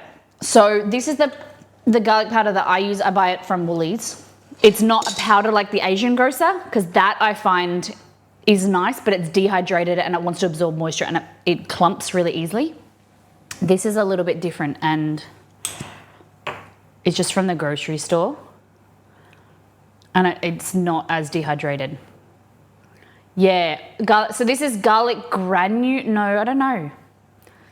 But look, you want to look for this texture rather than the powder, because I did the same things and I like the flavor of the garlic powder, but I just got to the same issue that it would always clump up, even though these were airtight over a long period of time. And then, yeah, oh, that's a good idea. I added water to mine and used it like that. So that's the other thing, is you can add water to it, but I wouldn't use it like that for a long time. If you wanted to mix water with it, you need to keep it in the fridge, and I would only use it for maybe a week or so, because the bacteria, it can make you really sick. Garlic has a lot of bacteria in it, so once it's dehydrated, then it's rendered kind of like safer to keep it at room temperature as a powder. But the bacteria that lives on garlic, when it's fresh, it's anaerobic, so that when it's in oil or something, that it can, it's basically, I think, it's kind of like a strain of botulism, or do you guys know, it makes you really sick. Yeah. Okay, mine was only a small amount, so I used it once it got unstuck. Yeah, that's what I was thinking you did. Yeah, but I just wanted to be, for other people to be safe. Yeah, I don't prefer to mix with water. Yeah, okay. So that's the potato salad. What do you guys think? Would you try it? I think XE would like it. I think potato gems like this, they just got, like, it's gone soggy really quickly. It hasn't kept its crunch. Or I think maybe actual potatoes do. So good. It's really nice.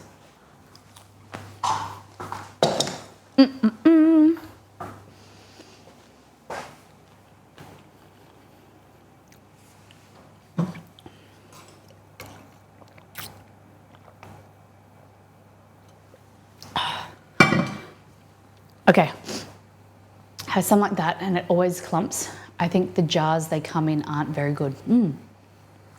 Okay, so mayonnaise, coriander, cilantro, jalapenos, garlic, lime juice, salt. So I'm going to learn from my mistake from before, and I'm going to use 1 garlic clove.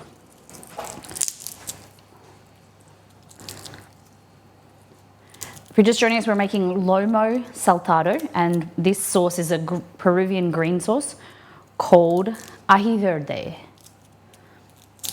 In Portuguese, you would pronounce it verge, like you know, you put something on your verge, the front of your house. Verge is D is like a G sound. So I will say verde, more Spanish. Tablespoon of lime juice and some salt.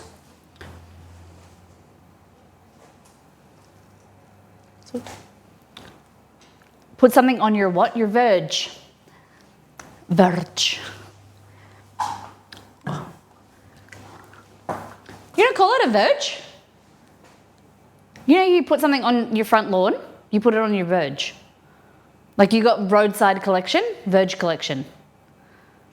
V-E-R-G-E, verge. Do you guys not call it that? Curb, yeah. We call it a verge. Like a nature strip.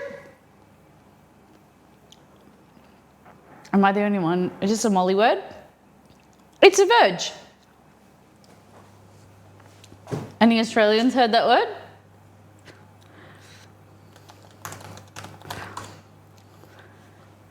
Huh?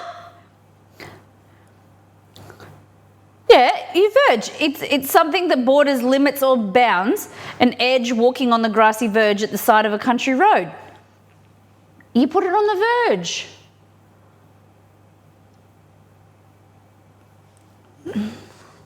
Hold on. I need to call a friend. I know you're on the verge, but you put something on the verge. My biggest critic, other than Exceed, this is the nasty critic, this is Belgo.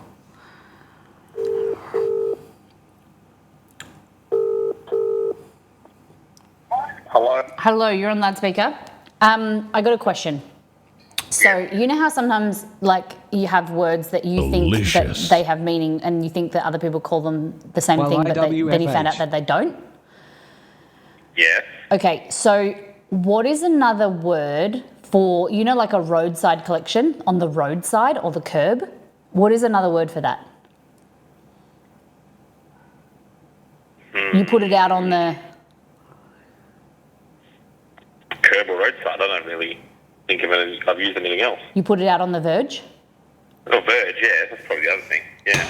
Okay, they've all told me, everyone in chat, nobody agrees that I can see. No one agrees that verge is a word. Everyone's saying curb. You put it out on the verge. It's the verge of. It's the verge of your your property. It's the edge of your property. Yeah.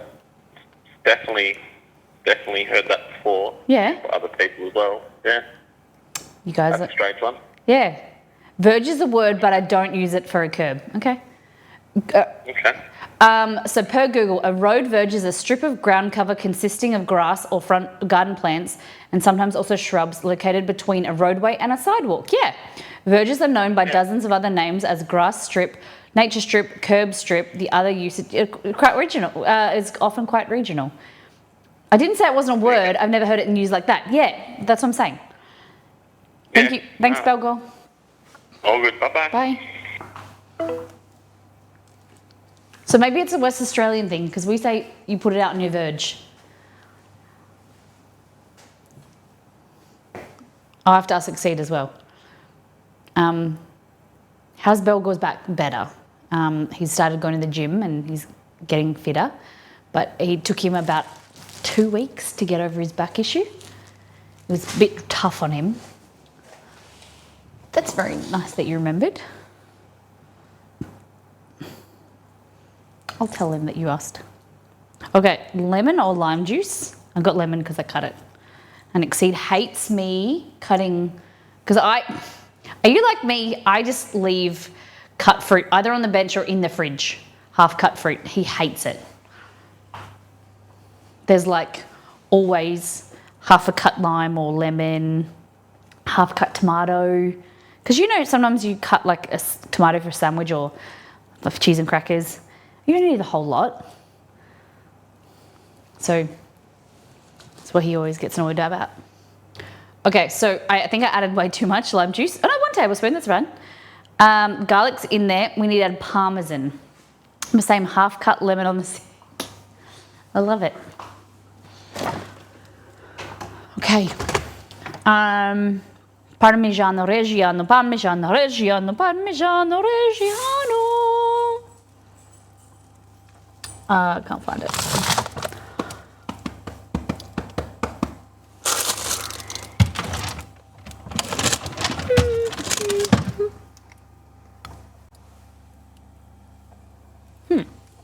Weird.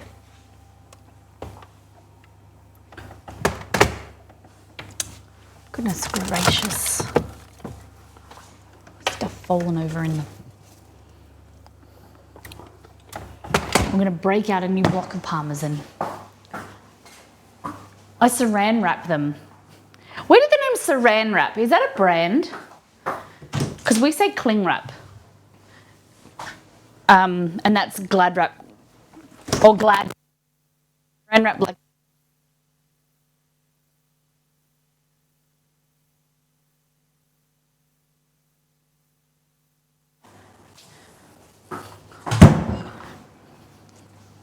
Parmigiano Reggiano, Parmigiano Reggiano. So we need, hello Jess, about half a third, 1/6.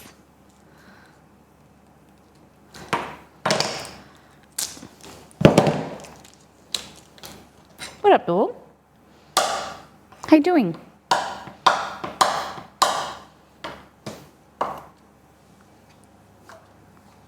So, mayo, done. Coriander, done. Jalapenos, done. Garlic, Parmesan, lime juice, salt, done. You're always around, aren't you? It's a brand name, Saran. Tends to be used a generic way like Kleenex. Well, yeah, you guys say Kleenex. I don't know anyone in Australia that says, can you hand me a Kleenex? Because I don't think it's as a popular brand here. What's another name for a tissue? Oh, no. Do you want me to tell you? Okay, so I was in Savannah, Georgia, and we went to this group dining event where you get sat with strangers and you sit and you have a meal together. It's like Southern food. It's amazing. And so then I said, oh, excuse me, can you pass me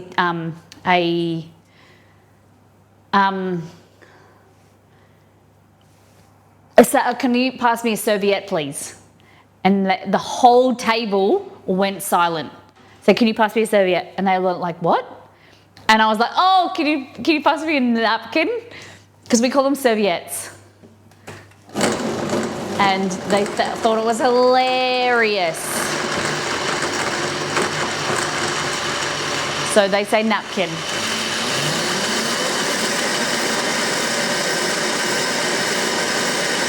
Maybe some sauce. Hey, Andrew, how you doing?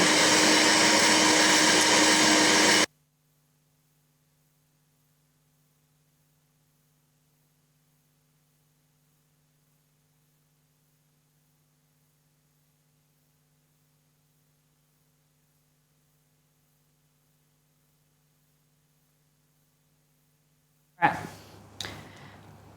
Australia is so interesting because you got some US terms that use some it's all a bit higgledy-piggledy, as my mum would say. A bit of a mishmash. Okay, so this is our green sauce. So it's kind of like a creamy, from my understanding, from the ingredients that are in here, it's like a creamy chimichurri, but like with coriander.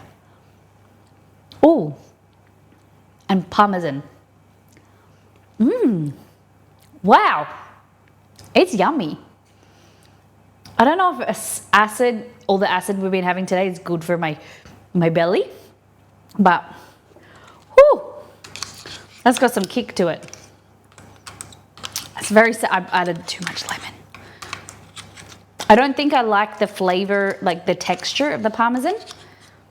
I would probably try and I like the flavor of it, but it's like a bit grainy. But I don't have access to cotija trees. Is that how you pronounce it? Oh, it's very good.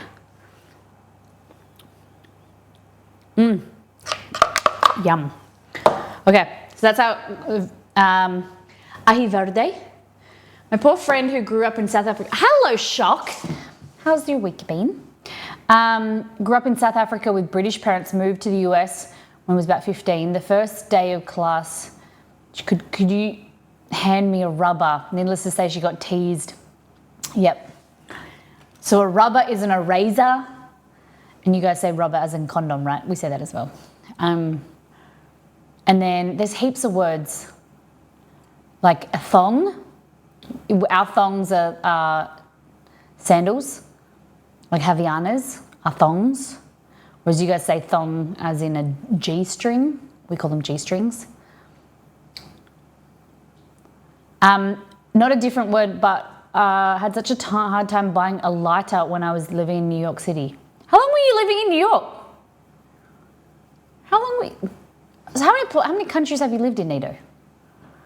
It's amazing. For chips, that is the one or both. Yes. Thong used to be sandals in the USA too, but it changed at some point in the 90s. Oh, really?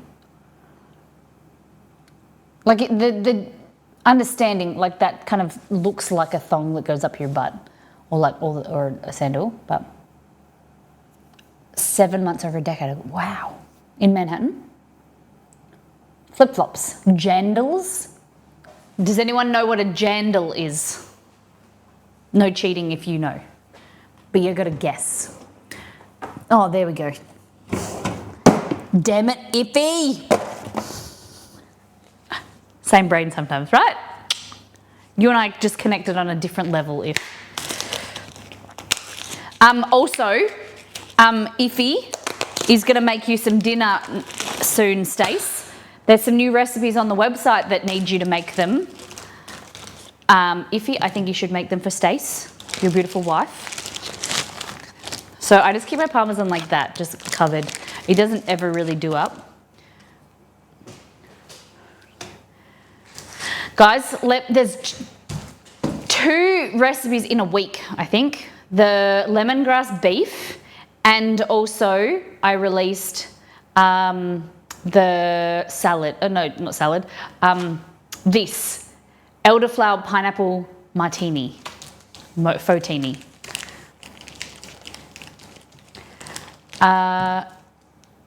Is this taps or faucet? We say tap. I feel like thong and a G-string are slightly different here, but I don't wear either. Okay, it's interesting. Because like in a I know it's weird because G-strings are very sexualized, but they're a really comfortable pair of underwear. Like you can wear, I don't know why, people think, oh, if you go, oh, I'm wearing a G-string, it's like a highly sexualized, but to me it's like boxers versus, like it's just knickers. We call them knickers as well. Female underwear is knickers. Knickers are more like the type that like your everyday undies, or maybe like kids undies are knickers. But I say knickers. Does anyone else say knickers? I don't understand how people wear them. Can't do. No, see, they don't feel up your ass. Like they sit up. Like they shouldn't be that tight. The ones that I buy are bamboo, and they aren't tight. They're really comfortable. It feels like you're not wearing anything. I don't feel them at all. Me neither. That's all I wear. I feel like the other undies I can't find. Brazilian cut. Living in Brazil ruined me because Brazilian undies are like the same at the front than they are at the back. So they're a much nicer, comfortable shape. And so then there isn't many Brazilian, unless you go really expensive ones. I just wear bamboo, yeah. While you're out here quoting stupid, sexy Flanders. What? Are you wearing them backwards? Feels like I'm wearing nothing at all. Nothing at all. Nothing at all. Can you send me a clip of that? I don't get it. Okay, let's get into some Lomo, baby. So, the meat that I buy from Costco is called top sirloin, I think. But it's the best. And so it comes in Nice big steaks. It's nice and juicy. And so it's nice and tender as well and not too fatty, which I love. So we've got that. And then we're going to get red. And his name is John C. Hey, Adam and Humphrey. Hey, Jack. Okay. We need soy sauce, oyster, and red wine vinegar. Follow me in the pantry. You're a wrestling fan? Do you know there was wrestling in my city? They came to my city and they did something. That's all I know. They were in a box and Logan Paul flew all this way and he got booed, I saw. Oyster sauce, soy sauce, and red wine vinegar.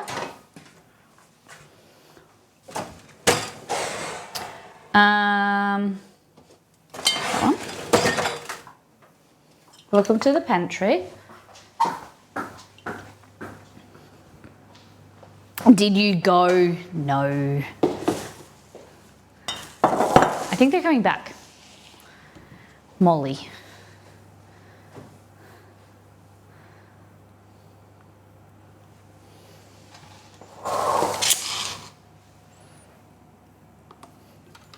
Maker. Oh, that one's for the ladies. Spinebuster, boring. Ooh, Colostomizer. Don't hurt me. Here's my wallet. Hi, diddly ho, Schutz in boots. Flanders? That suit's a little revealing, isn't it? Well, it allows for maximum mobility. Feels like I'm wearing nothing at all. Quiet! Must wash eyes! Uh-oh. I Okay, don't remember this. panic. Remember what the instructor said. If you ever get into trouble, all you need to do is... Feels like I'm wearing Nothing at all. Nothing at all. Nothing Nothing at at all. Stupid sexy Flanders! Ow, my leg! This is the worst pain ever! Go, go! There we go. Nice. Nice. Stupid, sexy Flanders. Yeah.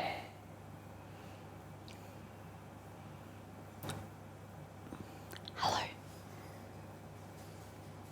And also I think that a lot of people wear G-strings that are too small. You need to wear them like maybe bigger so they're not as tight. But that's my recommendation. That you heard it here first, guys. Underwear education by Molly. No. I'll stick to my comfy Nana panties. No worries. No worries. Okay, so we're going to need beef. We're going to cut thinly first. And then I use vegetarian oyster sauce. This is from China. Big fan for vegetarians. I got recommended it by Tiffy Cooks. She uses it. If she's a TikToker, blogger, and I buy it because of Exceed doesn't like oysters, so it's a vegetarian mushroom based. Okay. So then we've got soy sauce, red vinegar, corn flour, cornstarch. We'll start off with that and then we'll go from there. Oh no, then we need 3 tomatoes and a red onion. The chippies look good. I might turn them off now. Ooh, oh. I need to get my oven door fixed. Hey Google, add oven door fix to my shopping list.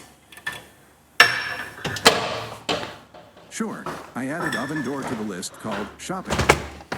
Now, I came here to get tomatoes. When things go wrong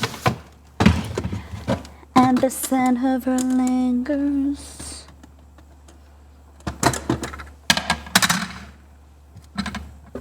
Go good home.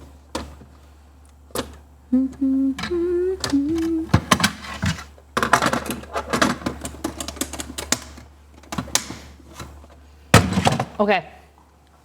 I think I might just do 2 tomatoes and then red onion. I love red onion. I think you guys are probably well aware of that by now.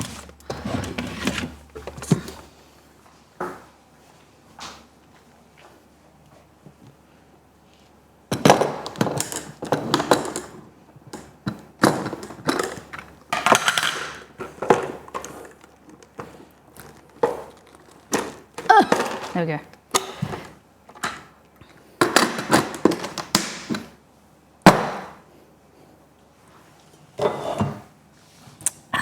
Let's go here. And then there, we're going to put, just pass it through. Okay. So, what we're going to need to do is cut it into wedges. Wedges. Is that what, cutting it into wedges? Like cut it into half and half and then half again?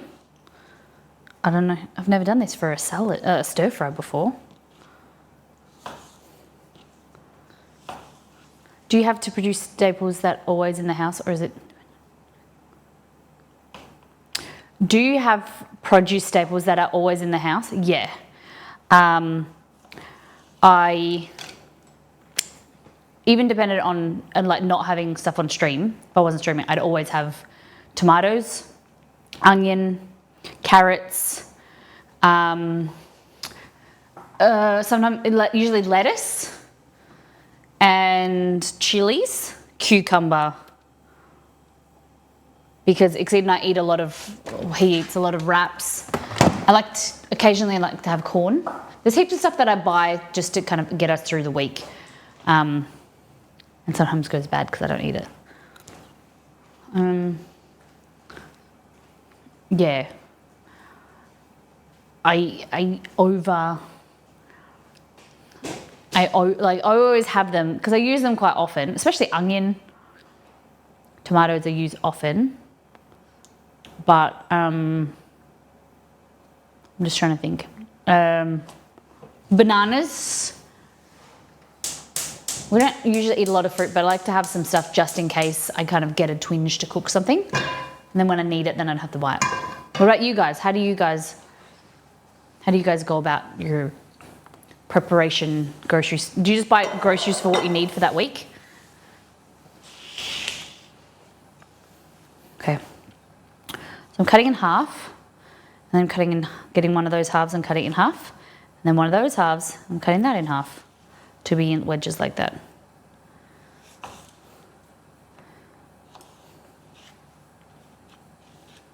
I sometimes go through my grocery order and then take things off that I won't use that week as well. I grew up with a mum that always had stuff in, like, I know it's very, very fortunate to be able to, afford it, but have things, I just worry about not having food in the fridge. And I know that is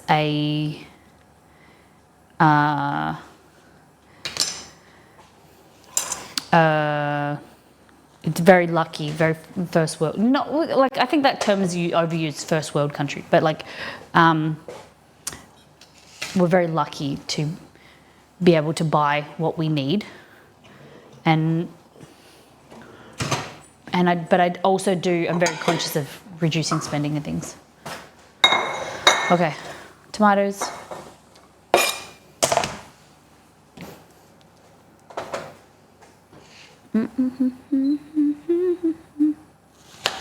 Okay, I'm just going to cut them in slices like that.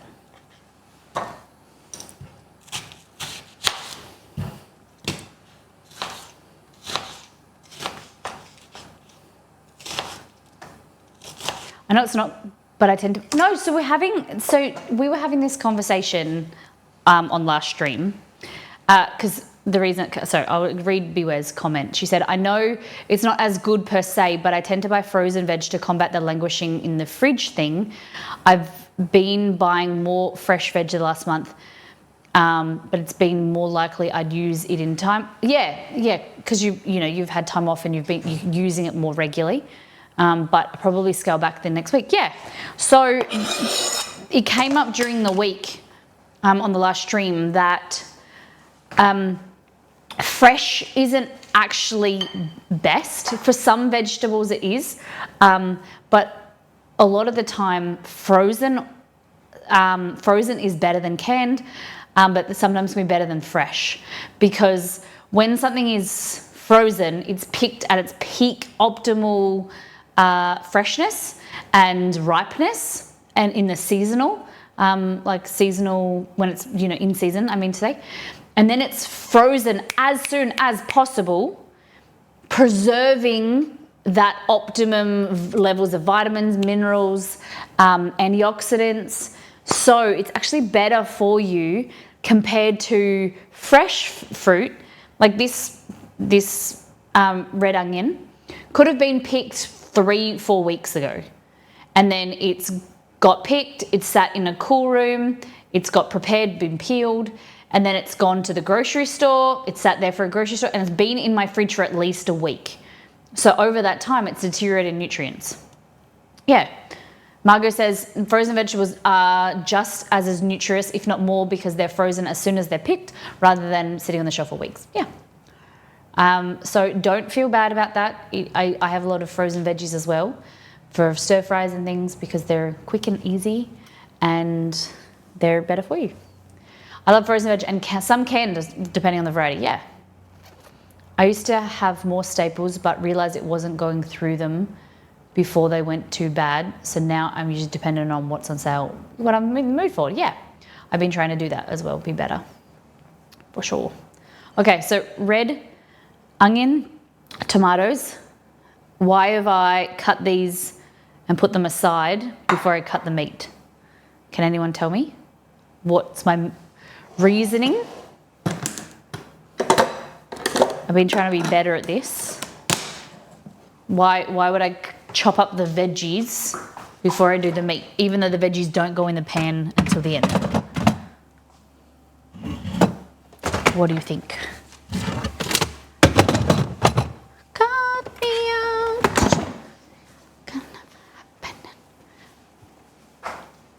Yes, that's it.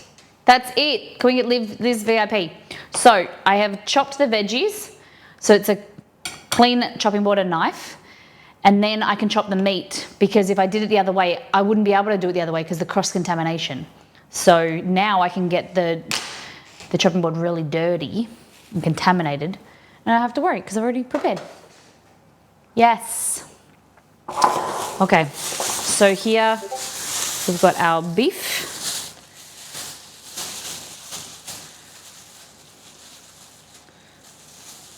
This was frozen, I've just defrosted it. That's why I got a bit of myoglobin juices. I'm gonna do 3. Chester is acutely aware that there's meat available to him.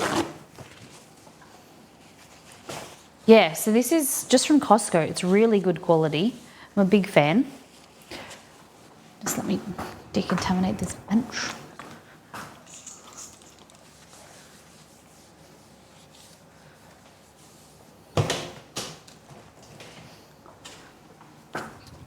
So it comes in big chunks. You can for $17.99 a kilo buy it in a big fillet, like this, and then chop it yourself. Much more cost effective, but this is already pre-sliced into big chunks, which is nice. And then I usually use this for my sushi, teriyaki sushi, not teriyaki sushi, my beef sushi aburi. Nice meat, thanks, Gad. Okay, I'll see if this knife works, but I don't know if it's going to. So now we just want to thinly slices like that across the grain. And we can tell that it's across the grain because it's not really stretching.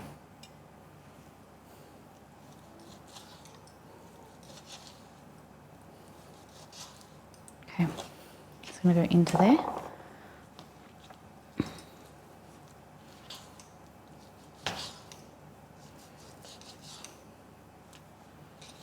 My assistant here. Hello? Here we go.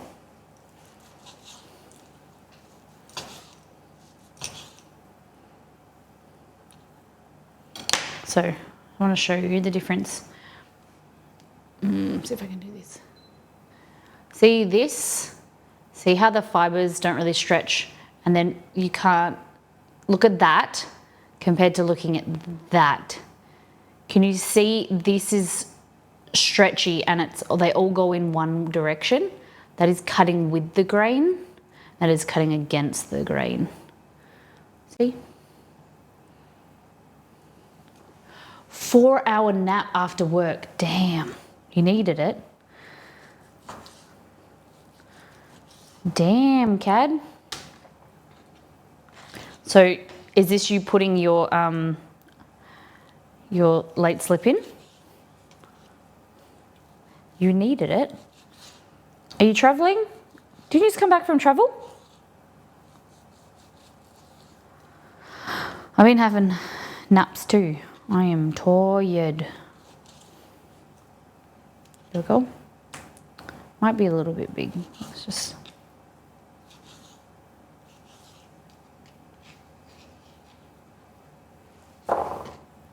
Next time you visit, I will take you to get Lomo Saltado. Yes. Have you guys met in person yet?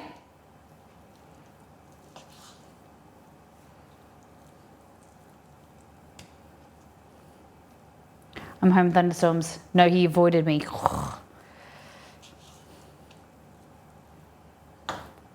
Suppose when you're there for work, you just want to, like, you're just there to do work, and it's like, I don't know, I wouldn't be very, I wouldn't visit either. Like, I wouldn't, like, it would be hard to see people and be, what's the word? Like, oh my God, what's the word? Like, I don't know, in the mood for entertaining or social, that's the word, yeah.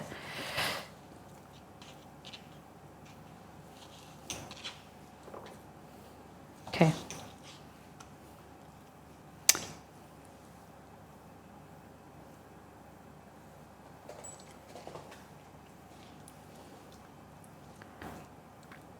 Okay.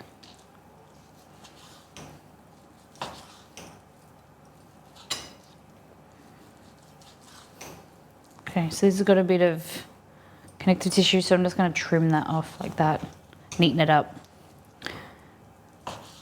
Make it very happy Chester. He's not meant to have raw meat. Are you? You're not meant to have raw meat? Okay. Remy.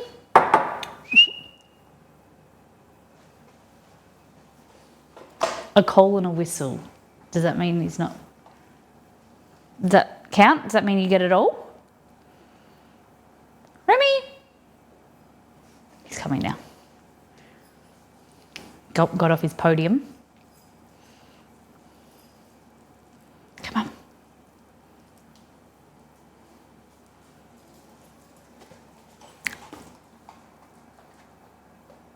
That's cheeky, my dog.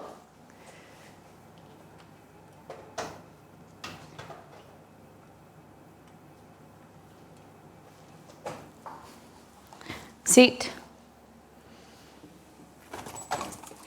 There we go.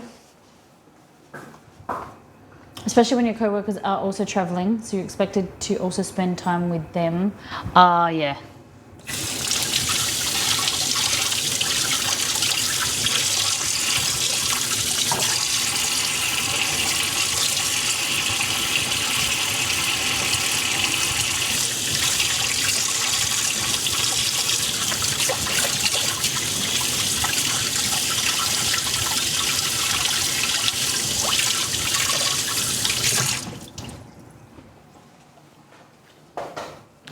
Have anyone tried a tartare before? Yes, I made beef tartare on stream once. It was okay. I think I've eaten tuna tartare. I don't mind it. But I wouldn't say, like, I would prefer ceviche or something else. Like, I'm going to eat raw meat or raw.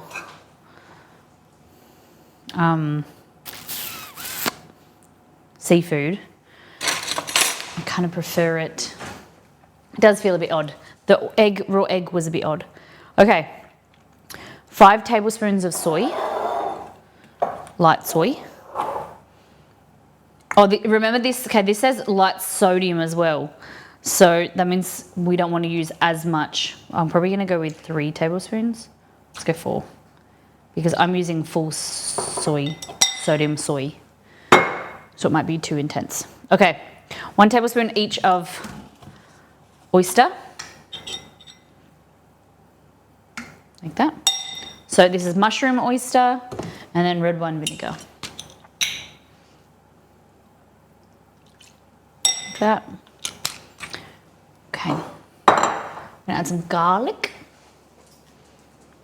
Bone marrow. Bone marrow, I don't see the hype about. Escargot I've eaten twice when I was in France. I think it's cool to like at least try once. Yeah. So like Liz said, it's cool to try once. Things like foie gras, I'm not really interested in. Maybe, you know. I had caviar at my mum's house the other day, and I'm not a big fishy person. Like, you know those salmon roe eggs, the red ones? I don't like them. I don't like the texture. But the caviar wasn't as too bad. I just dip my finger in. I'd like to try it prepared better. Would be cool.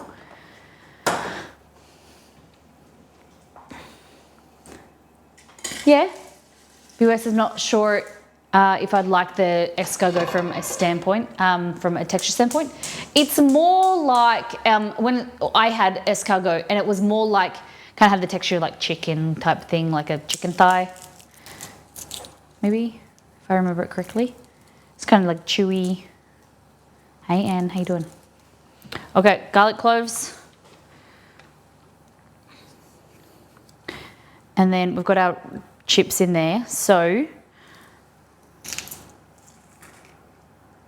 around the beef, we're going to add our veggies.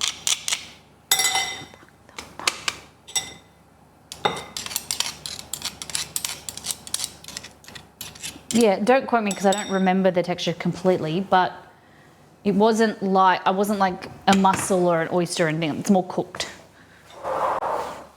Okay. Oh, what happened? What's happened to my camera? What? What is going on?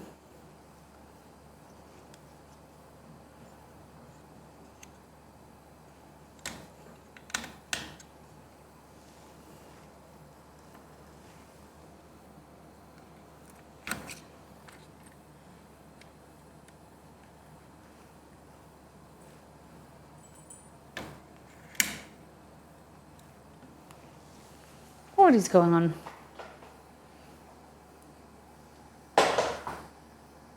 Why is it frozen? Mods, would you be able to ask Exceed to reset the stove camera?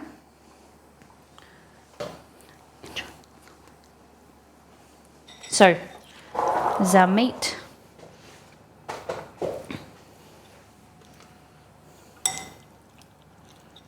So it said if you've particularly tough cut of meat, consider adding 1/4 teaspoon of baking soda.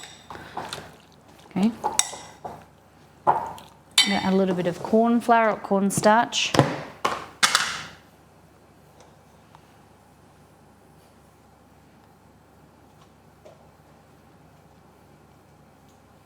There we go. Oh, man's a genius, guys. He's amazing. We're very lucky to have him, aren't we?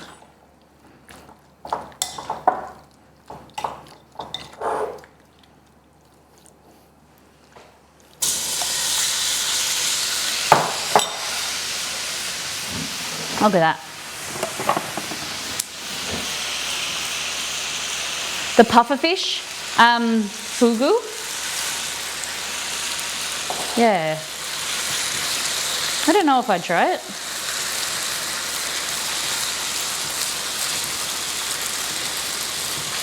So you think also serve this with rice, Liz?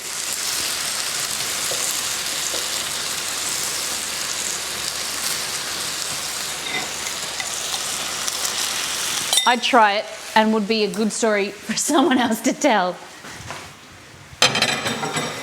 Yeah, plain white rice or garlic noodles. Okay. I got rice here.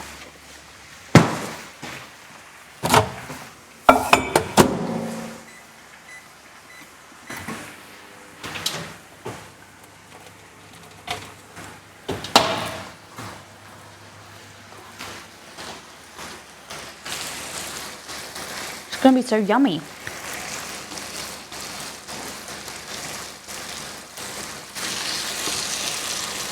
I'm gonna put the veggies, oh, I'm probably gonna take this out because I don't want it to overcook because it's such beautiful quality meat.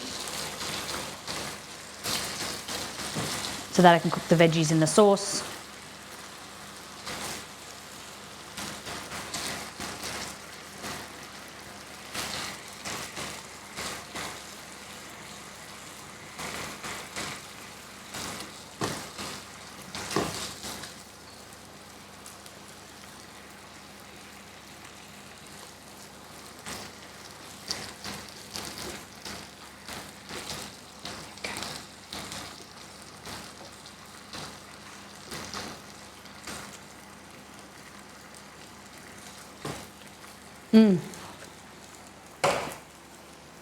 Oh, I like ice cream in a cup, but I also, the other issue is I like the crunchiness of the cone.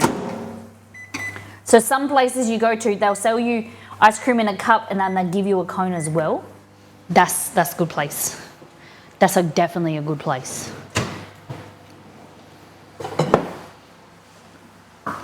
A waffle bowl, yeah.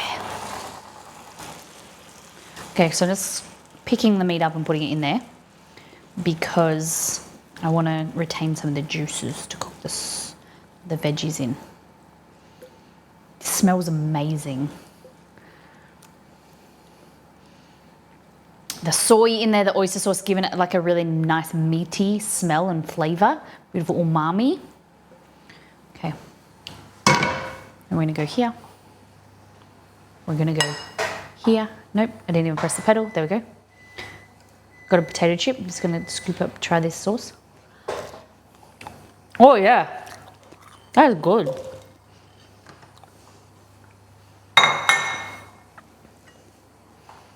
Yeah. I don't know about the tomato. Like, I'm not a big fan of cooked tomato, but I'm having faith.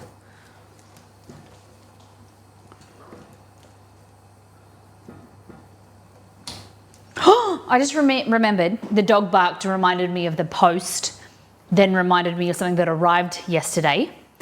I got something really cool. Do you guys want to see? So it's something for food photography. Oh my God.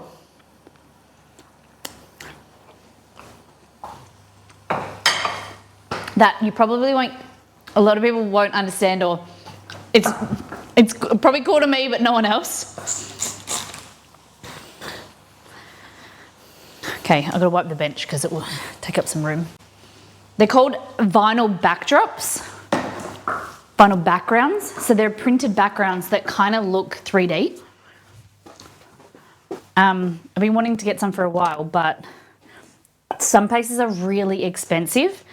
But I found these, and for the quality of them, they're incredible, and they were so much cheaper a piece. This place was selling for 40, and then I got 25% off anyway for my first order.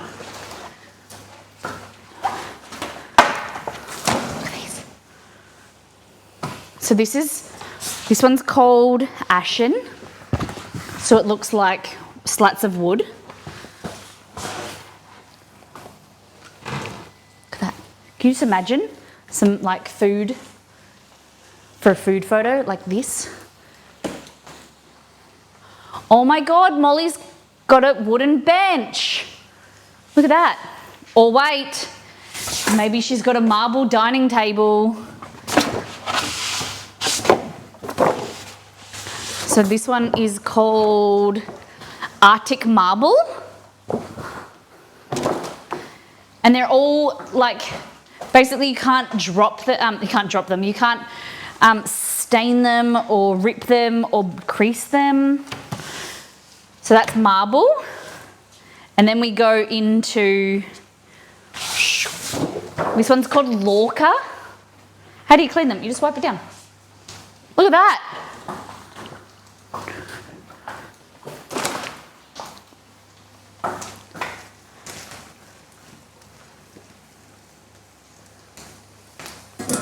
So pretty. So this is Lorca, bluish grey tiles. This one here is one I printed myself at Officeworks. This is paper, like unterrible paper, but the colour, if you get it wet, the ink does run. So I printed that for myself for $25 to see if I could. So that this is not the same as the others. This one I got off Temu. This is like marble. Again, not as good quality, and it's paper. The others are vinyl. Then you've got white tiles.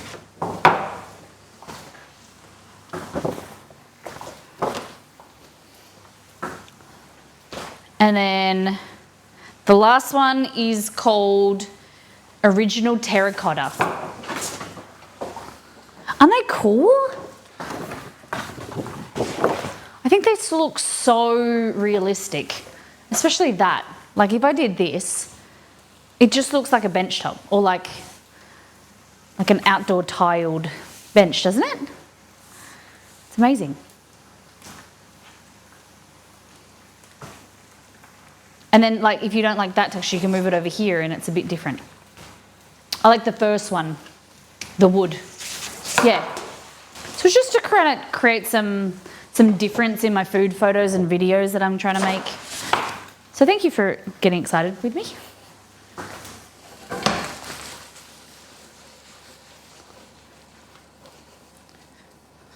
There we go. So just little things I'm trying to improve with my photos and videos. Did I tell you that I filmed 2 videos? I filmed 2 videos to get ahead, 2 mocktail recipes. And I didn't have the microphone turned on. Because the other one that I have is it just turns on when you plug it in. This one you need to actually turn it on. So that's frustrating. I'm still going to release it just with like maybe put some fake sounds in just of like ice or just leave it and put music over top. But that was annoying.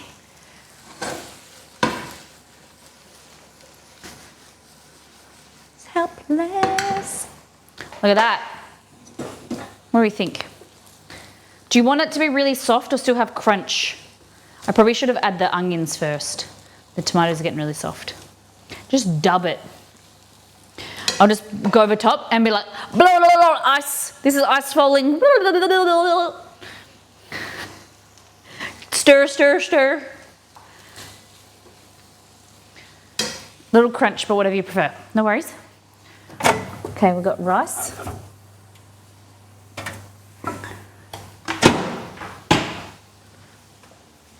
Okay. Skylar Sisters.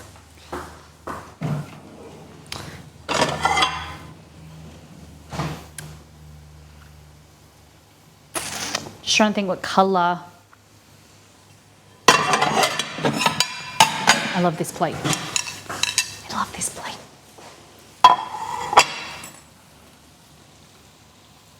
Wow.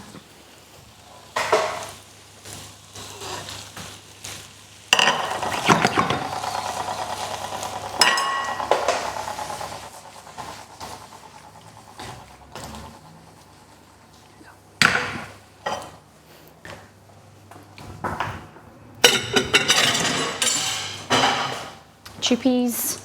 We got our ají verde. There we go. Yay, chippies. And we've got some rice.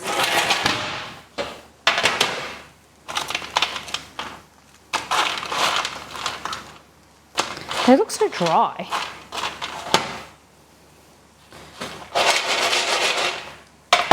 Okay. It's not heater weather here yet, but I have been really hot. I've been wearing my dressing gown and my Twitch slippers. Twitch slippers and Twitch dressing gown. I look like a purple Power Ranger. It's probably been one of the coolest. I love gifts that, you know, like are usable. And so a few years ago we received Twitch dressing gown and slippers. Amazing. 15 here, it's 28 here. Okay.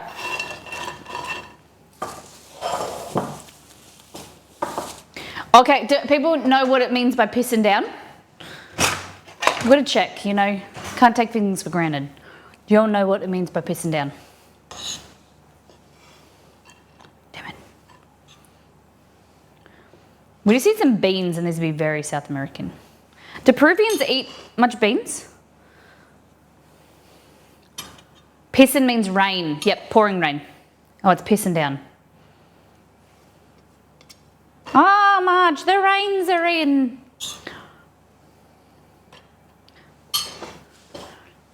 Golden showers. Okay.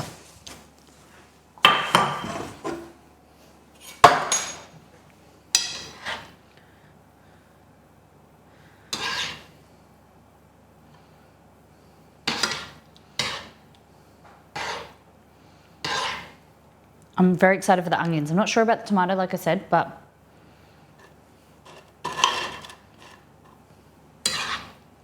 how juicy this meat looks. See that? Look how amazing. Yum. No tomato.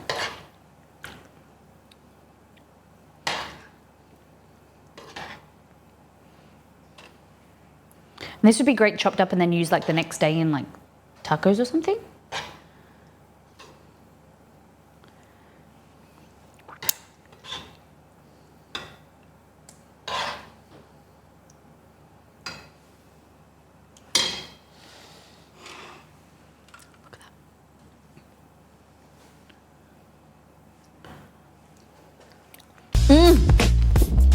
Yum.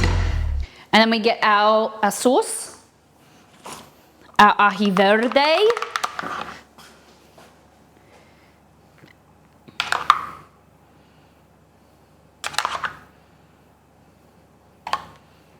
Look at that. I'd eat it. I love a meal with lots of different bits to eat separately. You'd eat it if it wasn't meat though. It looked good. Nito, what could I make to turn you? If there would be anything. What could I make to turn you? Get your man out of the gut. I'm talking about to eat meat. Okay. Let's have a try. Let's have a try. A convincing McChicken. Okay. Okay, we've got some beef. We'll get some onion. And scoop some rice with some sauce. Here we go. Mmm. Wow. Oh my goodness.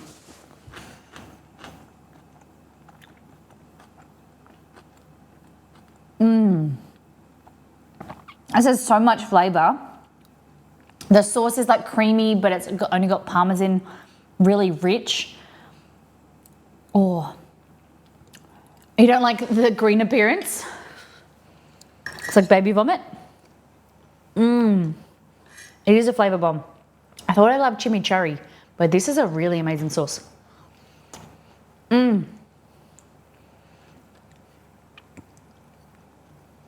Let me try tomato. The texture of cooked tomato freaks me out. Like when it's whole like this. I try and avoid whole, like canned tomatoes. I always usually buy crushed for that reason. The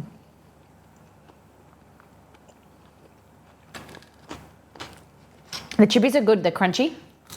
With the sauce, the sauce is like a really nice rich gravy.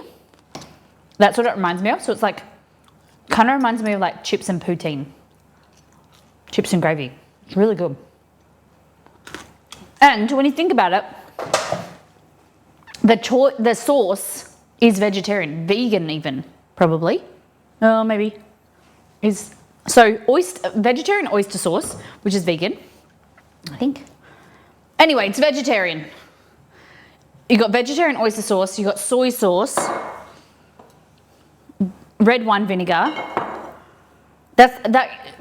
Nita, you could eat this sauce with chippies. They do make vegetarian oysters, yeah.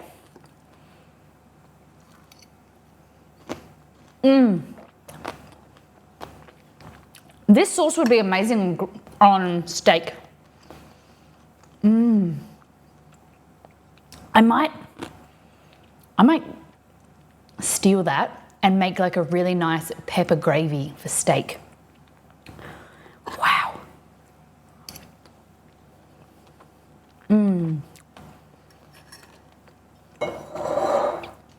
Oysters are meat.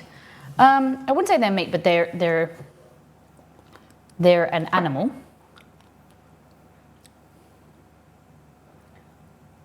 There are some vegans who will eat meat if it's been thrown out, like dumpstered.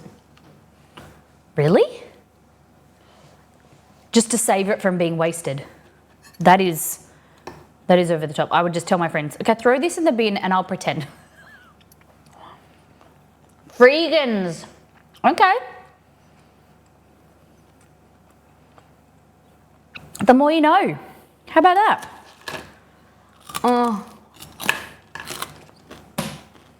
I just had a thought. I looked at the time and I was thinking, oh, I'm tired. And then I realized it's 11. And I was like, I can't even nap after stream because I've got to go and take Chester to the vet. I get to take Chester to the vet, which I love taking him to the vet because I feel very lucky to be able to take him to the vet. So I shouldn't have had that thought. I am very lucky.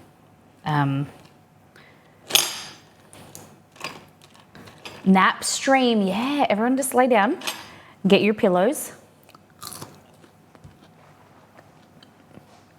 Yesterday I went to a new class at the gym. They just introduced it. It's called,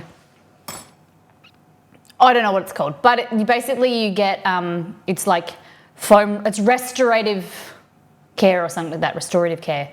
We did foam rolling and we did bowls and I woke up with bruises, but it's kind of like stretching and foam rolling and things like that. So then at the end, we had to lay down next to the wall, put our legs up.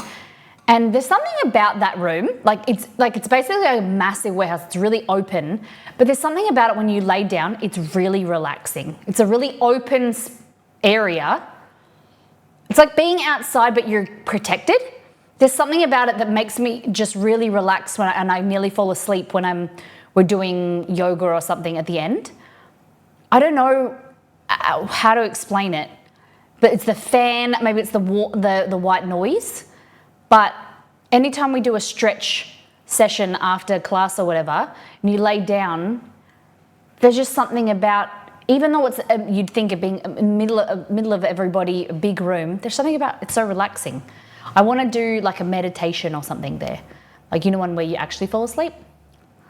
Can anyone recommend any meditation apps that are free or YouTube places I can do some like guided sleepy meditation? I haven't done one since like years. I love playing in my bathroom with my legs up against the wall. Laying, sorry.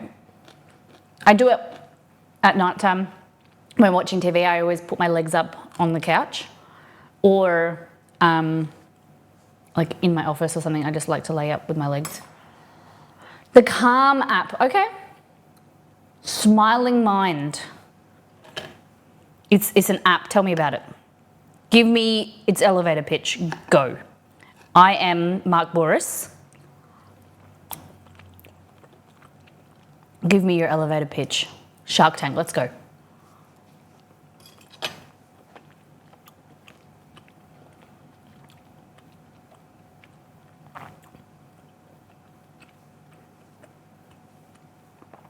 The thing about meditation is that meditation is not about it's not about stopping your mind or whatever. It's about, okay, acknowledging that your mind is drifting, but then just be like, okay, now bring it back to center. Like bring it back to the present. That's what I try and do when like I get a massage or something. I used to get frustrated at myself. I'm like, oh, I can't, always thinking about work, thinking about, every other thing about being present, but it's just about acknowledging that your mind is trying to keep you busy, and then just thinking about focusing on your breath, thinking about, especially if you're having a massage or you're trying to lay there, stop.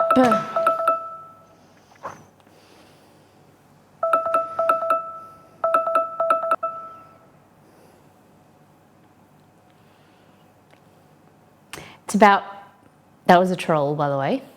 I didn't have a timer on.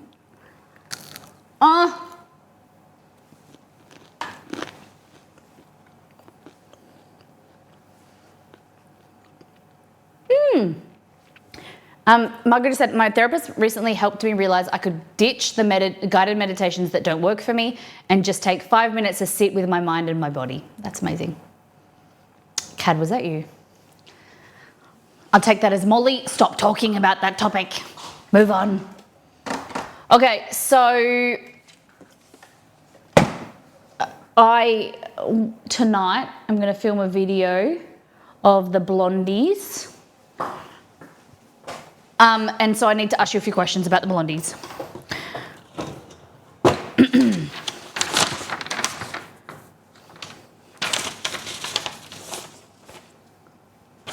Okay. Tap the music, Molly. You already know too well. Okay. How many of you know what brown butter is? And will you go to the effort of doing it for the blondie recipe? If a recipe... If I'm creating a blondie recipe, which is basically brownies but with white chocolate, will you go to the effort of browning the butter?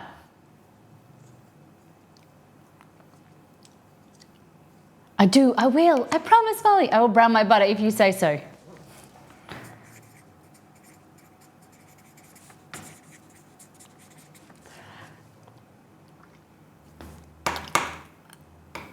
Brown butter is definitely better in baking. Okay, so brown butter. Who doesn't know what brown butter is?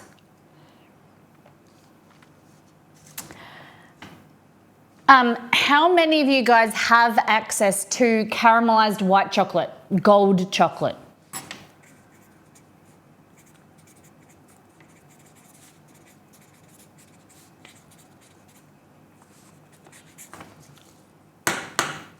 How many of you have access to caramelized white chocolate, or it's called gold chocolate? I don't think I have. Let's have a look. This is a great question. I've never seen gold chocolate. Okay, or it's called caramel chocolate.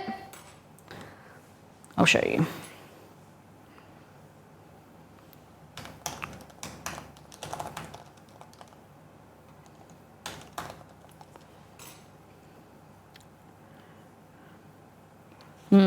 Okay, so it might not have come to the US yet. You guys are behind the times.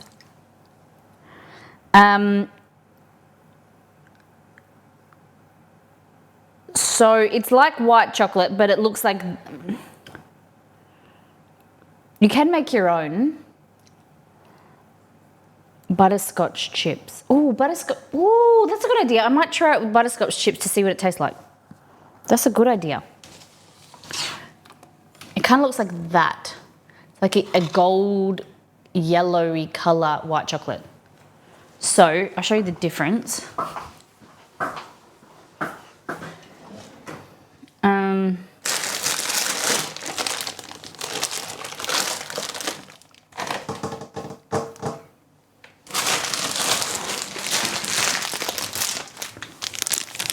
Okay.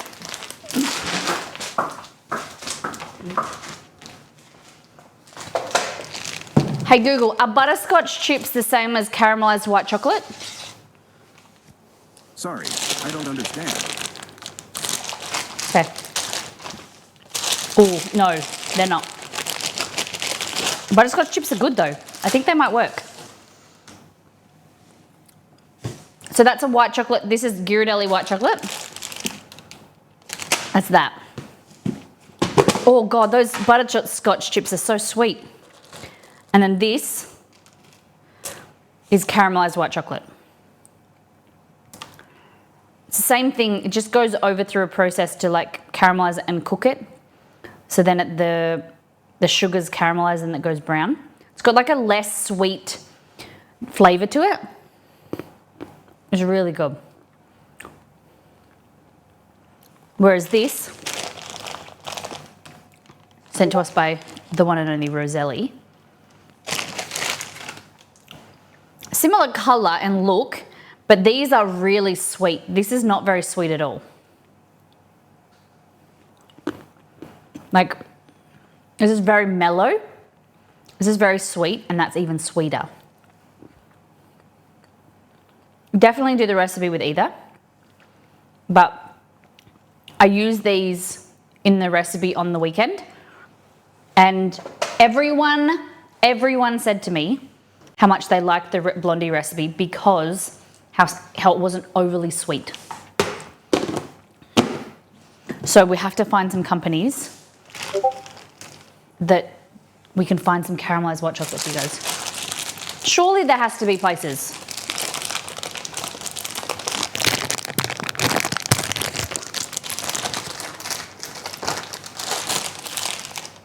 Or you can use milk chocolate, dark chocolate, whatever. This recipe is a blondie, so you can just, the base of it, and then just add in mix-ins to whatever you like. Throw me under the bus.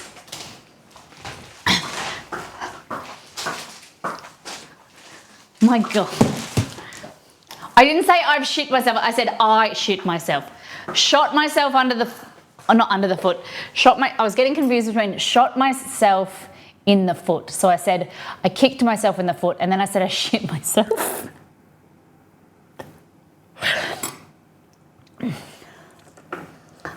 Look at this. How embarrassing. Oh my goodness. So, how many of you have made blondies before? Last question.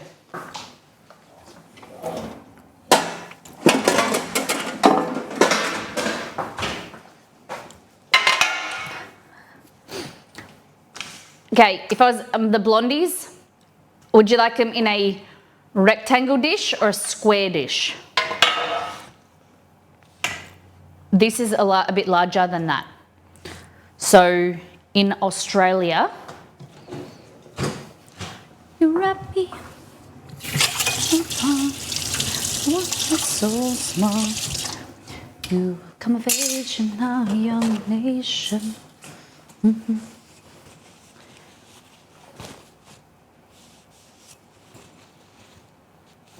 Considering white chocolate is mostly milk powder, you get this can of boiling sweet condensed milk for a few hours. What was it called? That is like sweet condensed milk. That's like creme de leche. But this is, I just want chocolate chips. Apparently it exists for our US friends. Kroger sells white chocolate blonde Swiss bars. Can someone get some? Can we try it? Which one makes more edge pieces? This. But this means it's a larger, this one means it's a larger quantity. So we're looking at, you guys tell me you got to measure the bottom. So we've got, these are 8 by 8 inches or 12 by 8, 12 by 8, 12 by 9. In Australia, 12 by 8 or 7.5 by 7.5. AKA 20 centimeters squared or 30 by 19.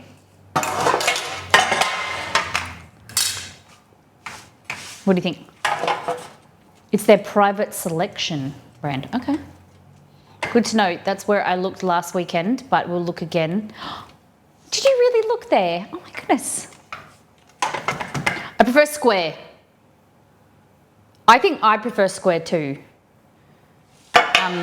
There'll be enough that you can then small and thick like me. I think I'll do this size, and then you can always. They'll be thicker that you can move to there if you want, but I'll play around. Okay. So we're gonna do square. Square, square, square. Okay. So we're querying about the caramelized white chocolate. So I'll just have to think about that. You can use white chocolate. You guys will probably like white chocolate because you like sweet stuff. Square. I can't spell. S-Q-U-A-R-E. Any other questions I have for you?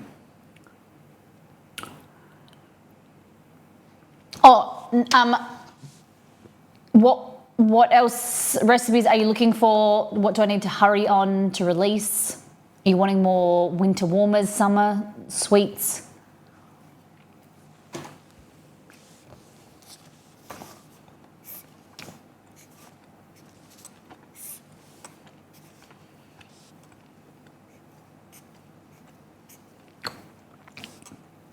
While I have my pen out, what recipes would you like?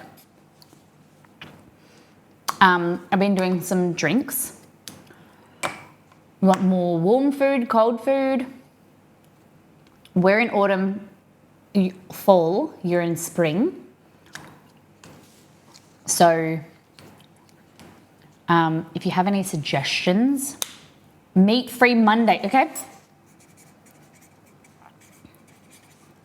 Oh my goodness, oh my God, I've got to tell you, okay. Are you ready for story time? Jalapeno dip, yes, thank you.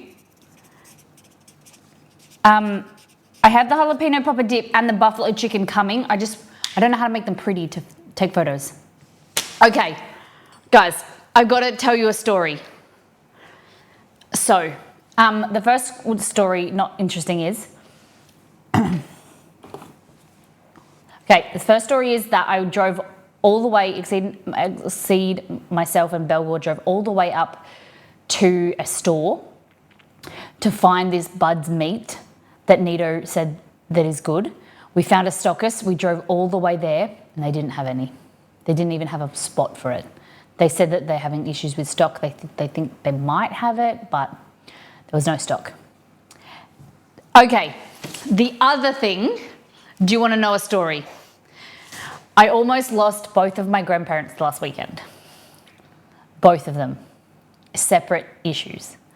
So, my granddad is 84, went and entered a fishing competition. He does it every year with his friends and the fishing club.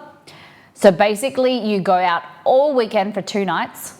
I think that it works out. You have 2 nights, you sleep on the boat, and it's like the biggest fish competition or whatever. So they went 100 kilometers. Hey Google, what is 100 kilometers in miles? 100 kilometers is equal to 62.137 miles. 62 miles offshore, right? They went that far offshore to look for jewfish and go fishing for jewfish. So they were going to spend I don't know the rules of the competition, but I think you have to be on your boat, and the moment you get off your boat or something like that, come to water, then you're finished for the competition or something like that. So they got 100 kilometers out, and the bilge pump was going off.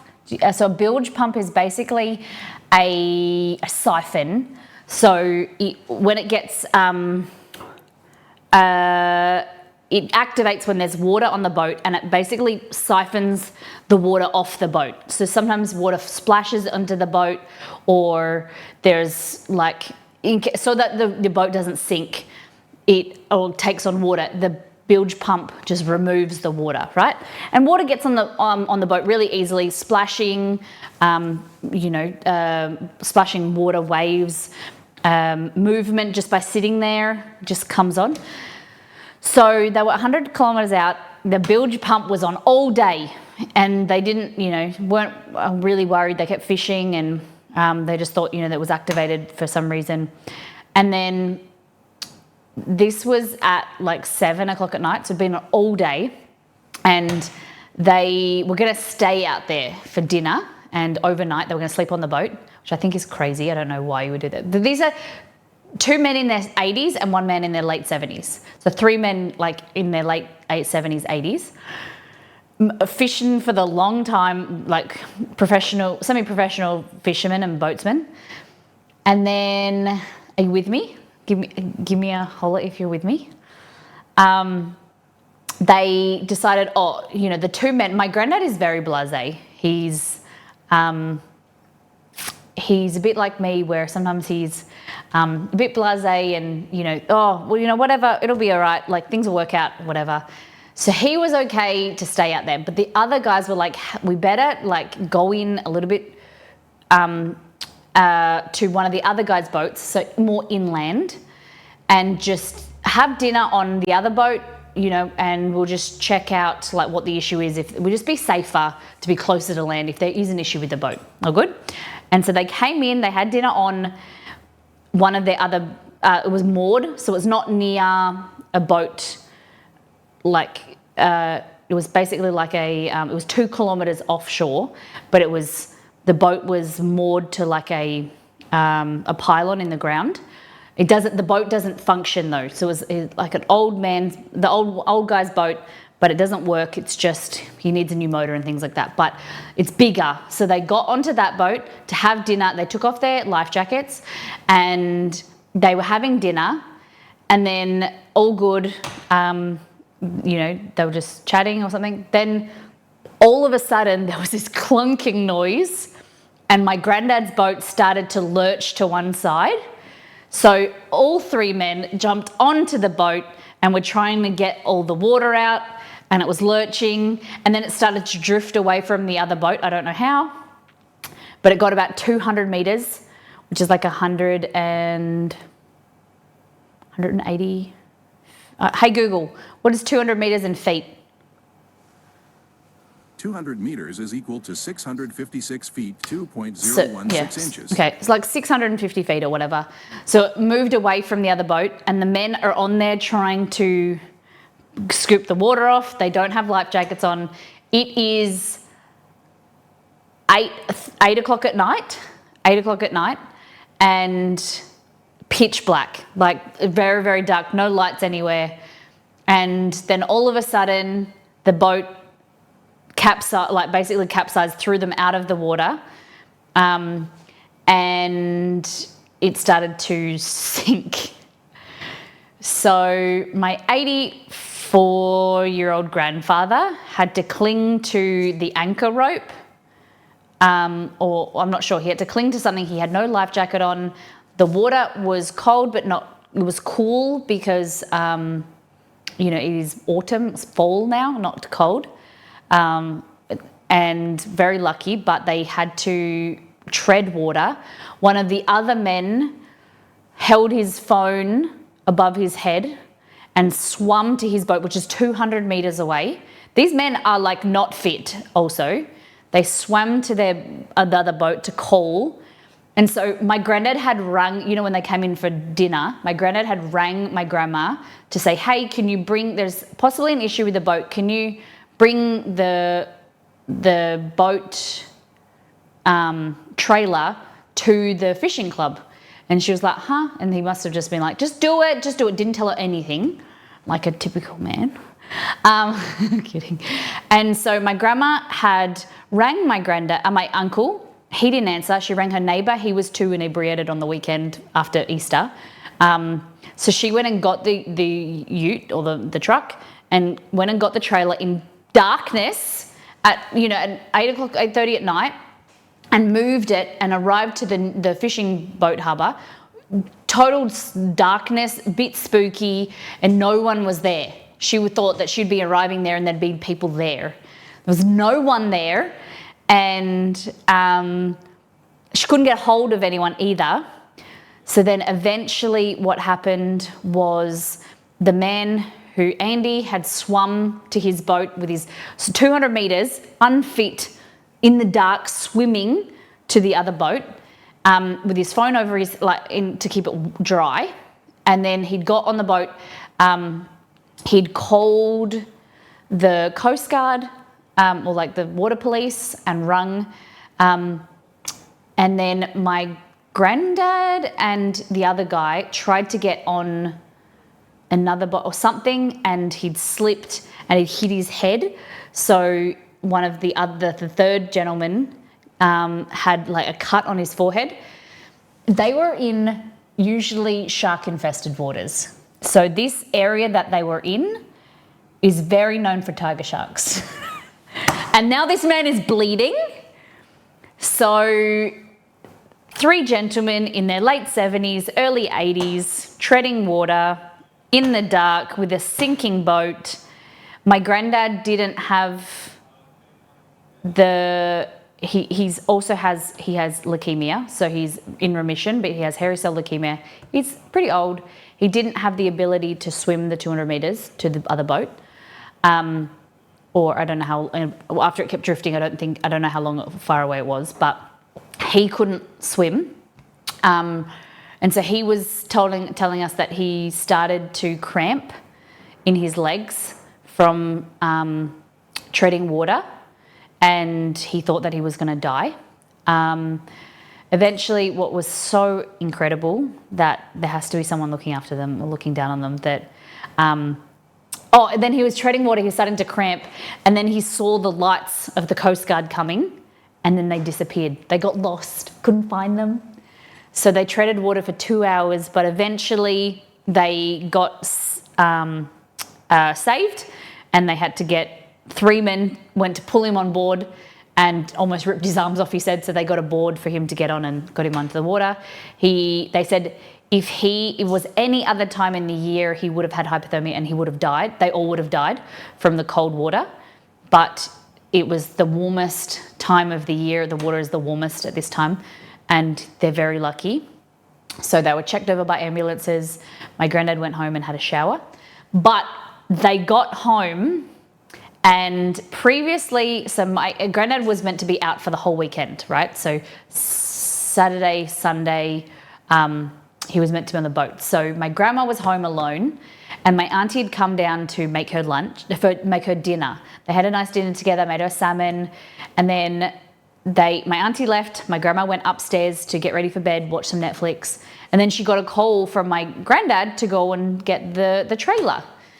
And eventually she'd got the trailer left. They came home, and turns out they opened the garage door, went into the house, and the house smelled like gas. There was this gas smell everywhere. So they had to air out all of the house, and turns out my auntie accidentally had left 2 burners, gas burners, unignited.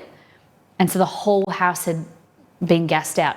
So if my grandma's a very religious woman, so she has definitely thinks that there is someone looking out for her. And, it is incredible. So if my grandma had been at home and hadn't got that phone call to leave the house, she would have gone to sleep and probably never woken up. And it may have looked like a suicide or something, because she may have looked like she took the whole, knew that my granddad would be out all weekend and she gassed herself or something like that. Doesn't it sound weird? Doesn't sound like a coincidence to me. So it's just incredible. I could have lost both of my grandparents on the weekend. And so we're very, very lucky that both of them are in very good health. And my grandma is just my grandparents, yeah, they just think that my grandma kept saying to my granddad, do you know that there's someone looking out for you, that, it's the way things happen and it has to be the universe or something, but just insane. So they're doing, and the third thing, so, great story, but the butt to the joke, the unfortunate thing is that they found out that the insurance renewal had been sent to my grandma's. She's been having issues with scammers, and so she changed her email address, and the insurance renewal went to her old email address, so the boat was uninsured. So it's about $60,000 to $100,000 of equipment and the hull and things like that. So that's a very unfortunate thing, but at least they're alive. Reminds me to go check my stove burners before I go to bed. Hell yes. Incredible. So that's my little story that I thought I'd tell you. What do you think? Oh yeah, I will. I think my mum's onto it. I will check the content store. Yep. I'll remind myself.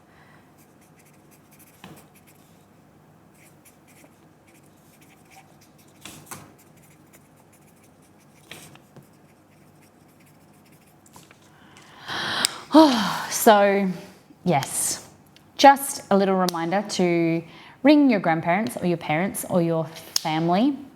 Tell them that you love them so that they know. And we laughed, all of us laughed when we all found out that eventually, because we heard and then we heard that it was okay, because my granddad has 9 lives. We have this joke because he's always getting himself into trouble. It's very similar to things that I do, burning myself, things like that. Too Fast Ted. He is undiagnosed ADHD, but he's always like fiddling with things, trying to do DIY stuff. He's had a gas bottle, he's fiddling with the barbecue and a gas bottle blew up in his face. He's avid diver, and so he came up too fast and he got the bends. He just gets himself in trouble. So we laughed and we all said like it's another chapter in his book, life. Yes. So just a little funny thing I thought I'd tell you what happened on the weekend. I said that I alluded to something on Instagram and someone asked. Yeah. Funny, hey? So, what did we make today on stream? We made Lomo and we did... I bet you guys have got some cool stories to tell, near-death experiences or whatever. Electric spark set off a gas at the house. The insurance lapse would have cost them even more. And I'm talking about empty house, not even imagining... Yeah. Yep. And so... the house thing, the spark would have been detrimental. Like, yeah, not only my grandma dying, but the whole house burning up. So, definitely someone looking out for them. Okay. Guys, check your stoves. Check on your grandparents. Let people know you love them. You never know how long they have. Alrighty. Okay, I've got an hour. Clean up, get tested at the vet. I've had exactly one near-death experience, and I'd like to keep it that way. Yeah. Car accident. I didn't have a seatbelt on and nearly went through the windscreen, but my brother's airbag saved me. I hit that instead. I fell off the back of a ute, like a truck, standing up, and it took off. And I was unconscious. I stabbed myself. I told you guys the other day that I stabbed myself with a knife.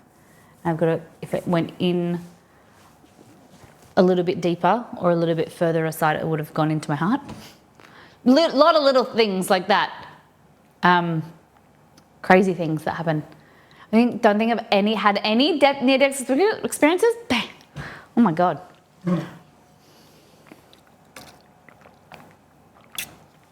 I fell out of my dad's truck when I was 8 weeks old. Holy shit. How did that happen? Surely you had like in a car seat or something. My birth? You're a preemie? Wow. Was parked in the driveway. Just rolled on out. Jesus. Oh my God, 8 weeks old. Jesus.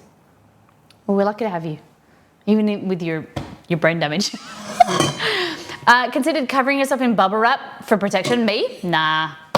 If I die, I do die doing what I love with other people that I love. You know, part of my half of my family, it's very interesting. Half of them don't want my granddad to go out on the boat again. But the other half are like, he loves it. If he dies doing what he loves, and he'd go down doing what he enjoys. Whereas the other half are like, nope, he's never going on a boat again. He's too old. But the moment that you stop doing things that you enjoy or keep your mind active, you know, as a former nurse, and I've seen patients, you know, in aged care facilities, mental health facilities, the moment that you stop learning, being challenged, doing things that you enjoy is the moment that you mentally go downhill and that you start to deteriorate. So, you know, we're all for him staying as active as he can. Supposed to be born May 24th, born March 26th. Wow. Lungs weren't formed pretty much, went straight on oxygen, went to an incubator. Incredible. Well, we're lucky to have you, aren't we?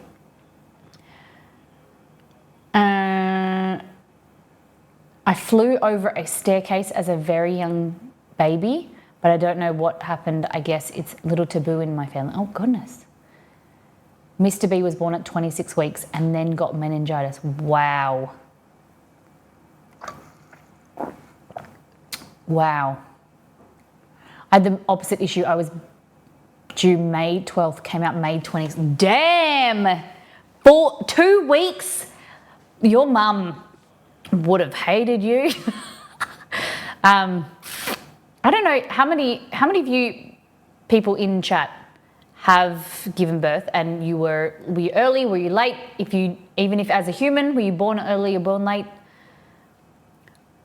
I think I was the third child, so I just kind of like slipped out. I think I was early.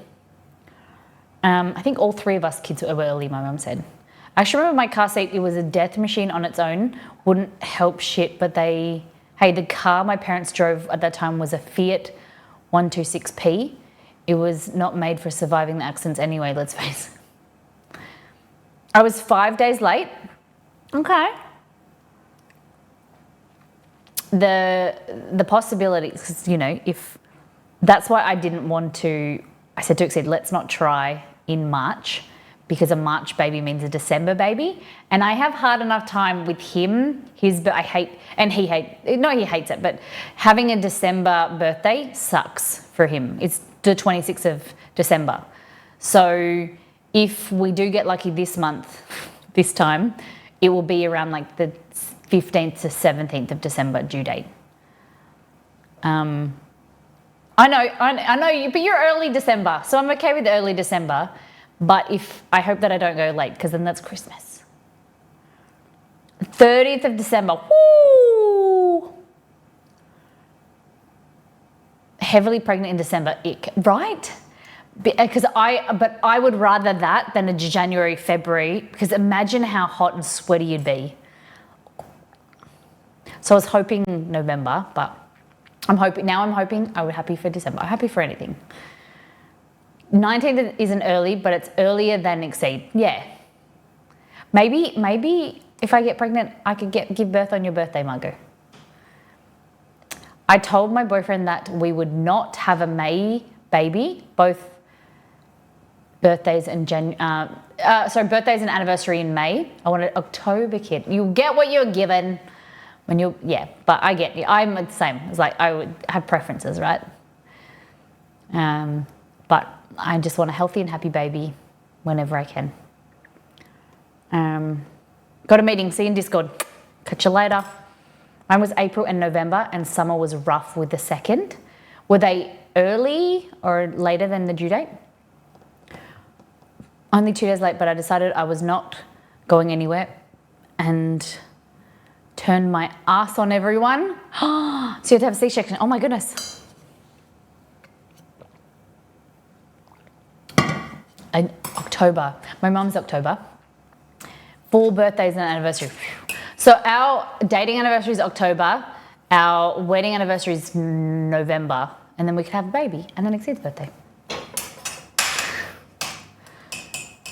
I have 4 kids. All came early due to me having toxemia.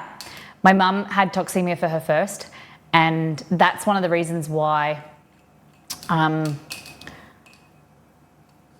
possibly like thinking, because being nauseous, being sick this week, like, oh my gosh. One of the worst things I think, I would rather have like a sore leg or a sore arm or something than be nauseous. Nausea is in vomiting.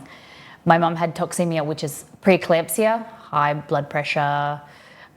Basically, your body hates you. It's rough, Jenny. I'm so sorry that you went through that. But you got through it. And you had toxemia, all 4 of them? Wow. My youngest is only 3 pounds, but totally fine. Wow.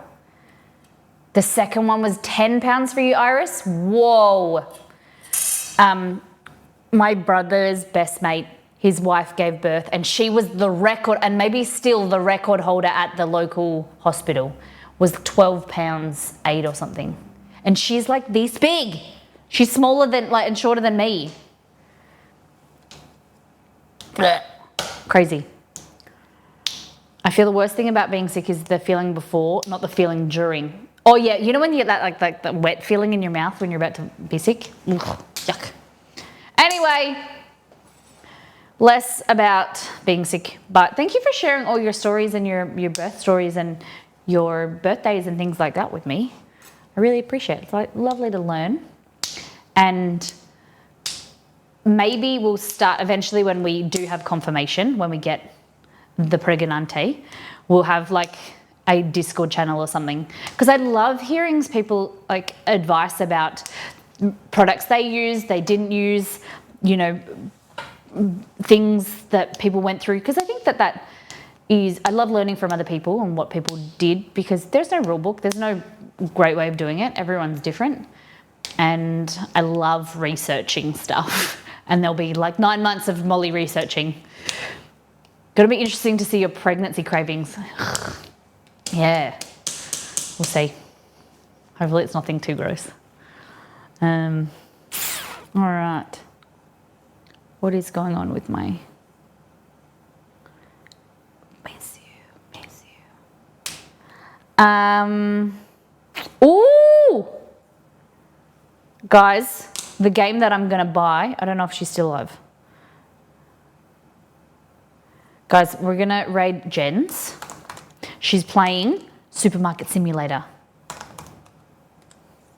Let me just check that she's online first.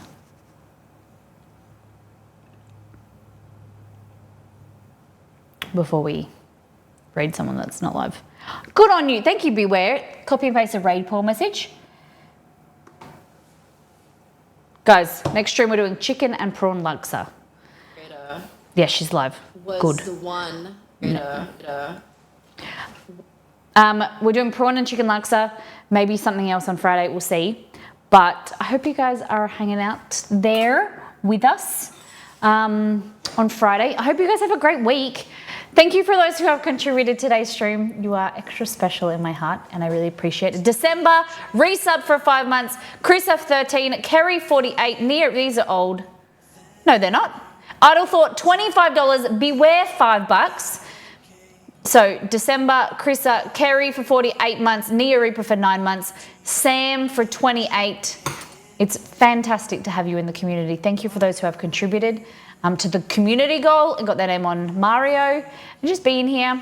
Take care, brush your hair, be good to yourself. Copy the raid call message and we'll see you later. Love you. Bye-bye.